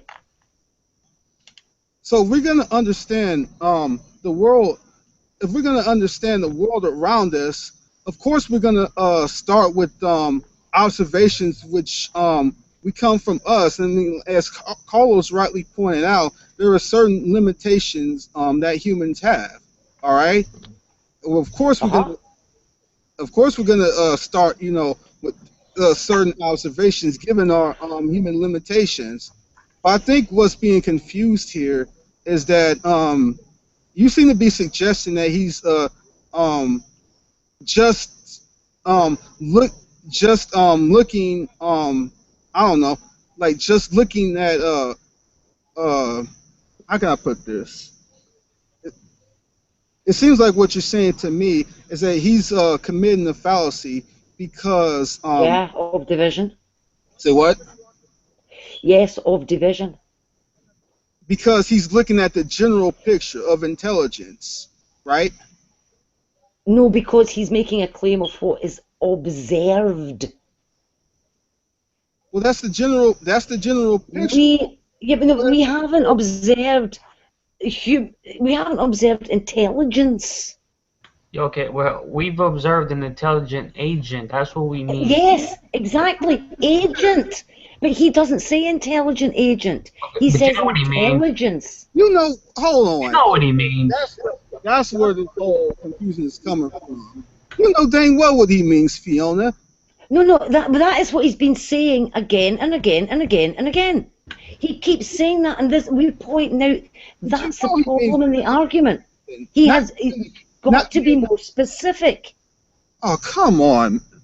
Yes, he has to be more specific because Are you if he's going to talk about what we've observed, he has to specify something we've observed. You gotta be kidding me. There's No, I'm possibly telling you. understood what he was Listen, this has been highlighted to him by I don't know how many people. There are videos out there trying to explain to him the problem with that starting part of his argument. And there have been suggestions put forward as to how to better word it so that he So this doesn't whole make a thing is claim about about. in other words, this whole thing is about a word game. That's it. No, it's not a word game. It's about the fact that because of the way he's worded it, he's committed a logical fallacy. Okay, so if I use the wording intelligent agent, does that make it a sufficient, a good analogy, a good example now? As I said earlier on, what you have to include in this is that there has to be the intelligence and the ability to interact with the physical world, because that's what we observe. Because you can't build a turbine without that interaction with the physical world. So you would say that God is the logical conclusion, because the reason why I say that is, don't we, to have the world that we have now, wouldn't we have to have an intelligent agent who would be able to interact with the world? And And I obviously, believe, and okay, so I believe God can do that. Right. But this is the point. The argument I've been making is purely about this specific argument that keeps being made Right. because it's got the logical fallacy in it. Well, hold on. Let's say And that's why I'm saying he could reword it in such a way that it no longer commits a logical fallacy. okay. Well, let's say for the sake of argument that I grant what you're saying, and I'm just saying this for the sake of argument that I grant what you're saying. If he could reword it in such a way that does not commit the fallacy you're saying is being committed, that would still in no way refute the thought that he's trying to convey, because we're all fully aware of the thought he's conveying. I think we're all intelligent beings, and I wouldn't insult your intelligence. He wouldn't insult yours, I believe. I think we're pretty much aware of what he's trying. Oh, he's insulted mine many a time, but that's beside the point. I like to think we kind of are. I like to think we have sort of a basic understanding of what somebody's trying to say. At least I never got the understanding that he wasn't trying to talk about anything else other than an intelligent agent behind it. I never Right, but he was talking about anything other than that. But you seem to get a different sense from that. yeah, because he's talking about what he has observed. He specifies observed. It just seems to me this is turning into a whole argument of semantics and interpretation. No, you may think that, but I'm going by his own words. He's talking about what is observed. All right, we're not. No, can you just tell me what have we observed designing and building a turbine. So What have we actually observed? we We talk were the intelligent agent. Sorry? given the limits, given the limits of our knowledge, yes. Right, that's the problem. It's in what he's claiming we've observed. Observed, and this is why I keep coming back to the word observed. Because if he wants to talk about what we've observed, then he can't then just talk about a part of it which we've never observed on its own. He has to talk about the whole. So what would be a better He way wants to to say talk it? about So observed. you said it would be a better way to construct it. What would be a better way to construct it? If he said, we have only ever observed an intelligent being which is able to interact with the physical world, creating motors and building motors and turbines, that would be great. The argument would then shift to the next part, which is ATP synthase actually a turbine, or is it analogous to a turbine? That's where the argument would move to. Okay. But at the moment, our problem is lying in the claimed observation. And this is why I kept emphasizing the fallacy of division, because as soon as you commit that logical fallacy at the beginning, then everything else after So it this can word be of discarded. All right. So okay. So all right. I guess like it's kind of like what Brother Antonio was saying earlier. I think in the end, it's obviously wouldn't you say it's about making legitimate logical inferences, and I think that you can look ultimately at the human being and come with the logical inference that whatever how the human being came about or how things came about was through an intelligent Yeah. agent. I mean, if you construct an argument that if you put in the accurate observation,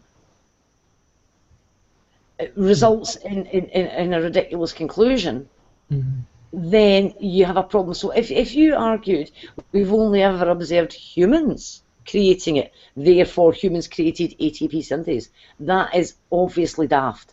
Okay? All right. So if you're able to change it from a human being to an intelligent agent with the ability to interact in the physical world, and you can then move on to the next part of the argument. And that's the crucial bit.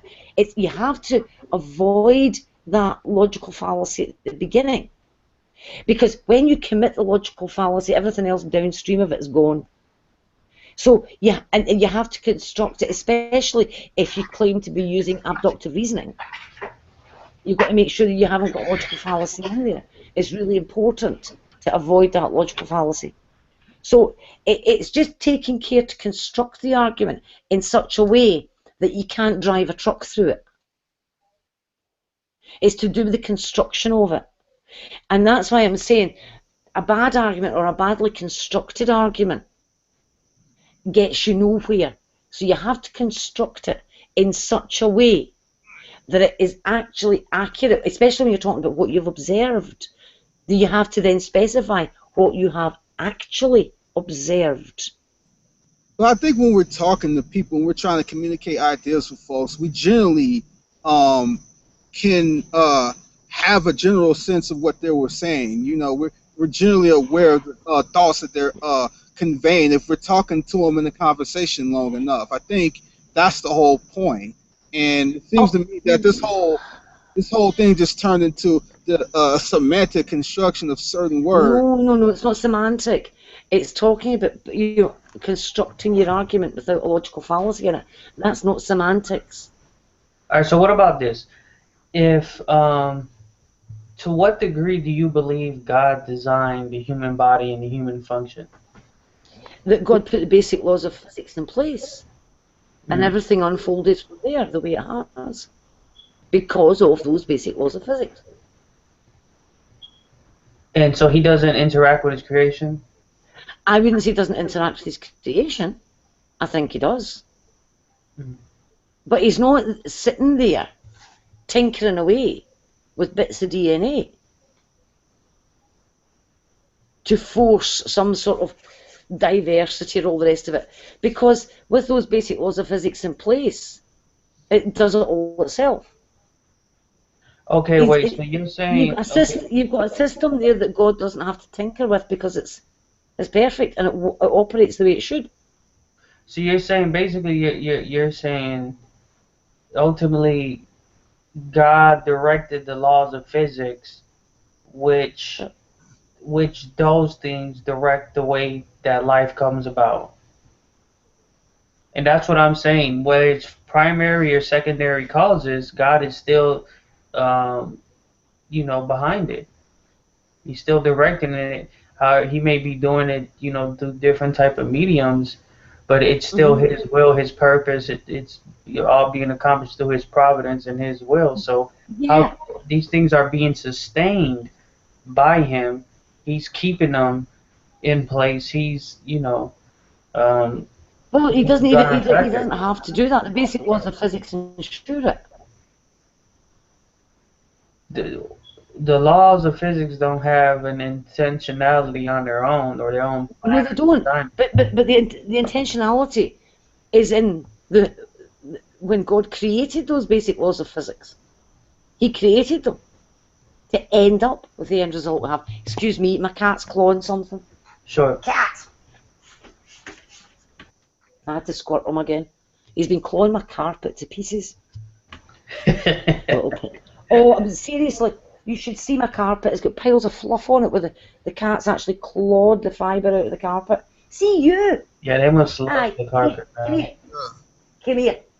I love Oh, he's cats. not coming anywhere near me. Yeah, I kind of have a love-hate relationship with cats. I love cats to death, and man, they can be some pesky little critters at the same time. Oh, I've actually, mine are indoor cats. I don't let them out. Too dangerous around here.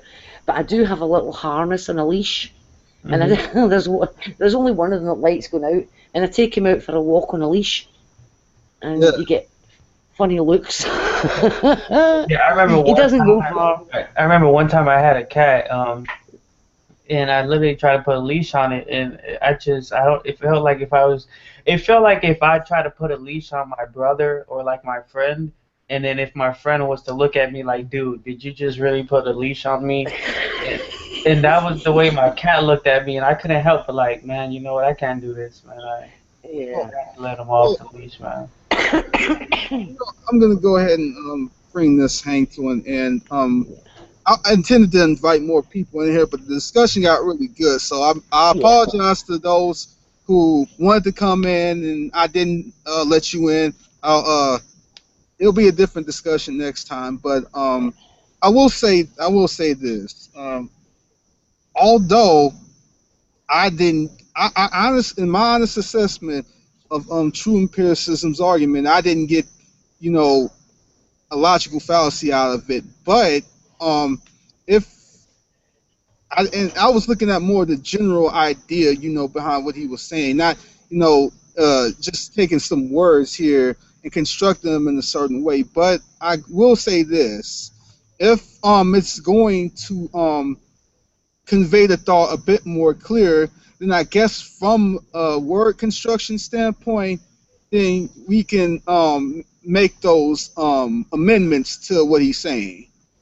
Yeah, that's the only thing the problem that I'm having with the argument that if you start with the problem, then the whole argument is in the bin. Right. Okay. You know, Fair yeah, enough. that's the only thing I was pointing out, the form that he's using for the argument. All right. Well, I appreciate you coming in here, Fiona, and you're a firecracker. I'll tell you that. But I always like talking with you. Yeah, I must admit, if I was doing this in real life off air, and if a horse was involved or a cat, there'd have been a lot of swearing. I mean, I have horses, I've got a lot to swear about.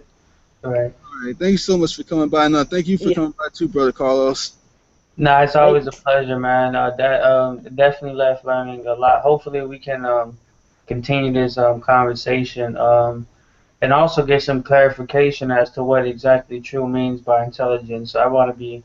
I mean, I do believe he means intelligent agent, but I do want to be sure exactly what. Yeah.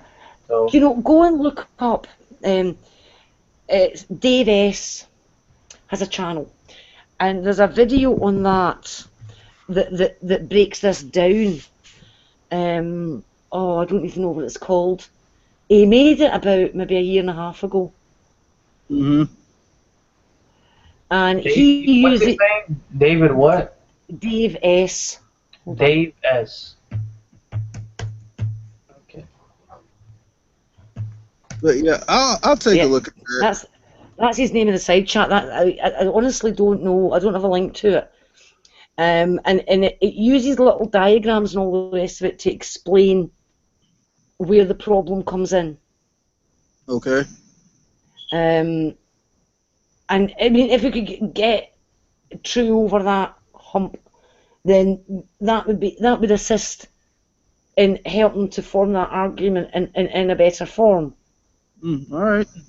Well, we'll see where we can go from here and see if we can clear some things up and take the next step. Yeah.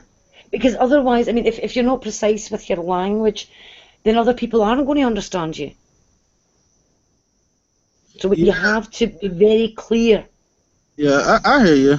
But again, thanks for coming, you two, and to all those who are watching. Thanks for watching, and I'll see you in the next one. Have a good night.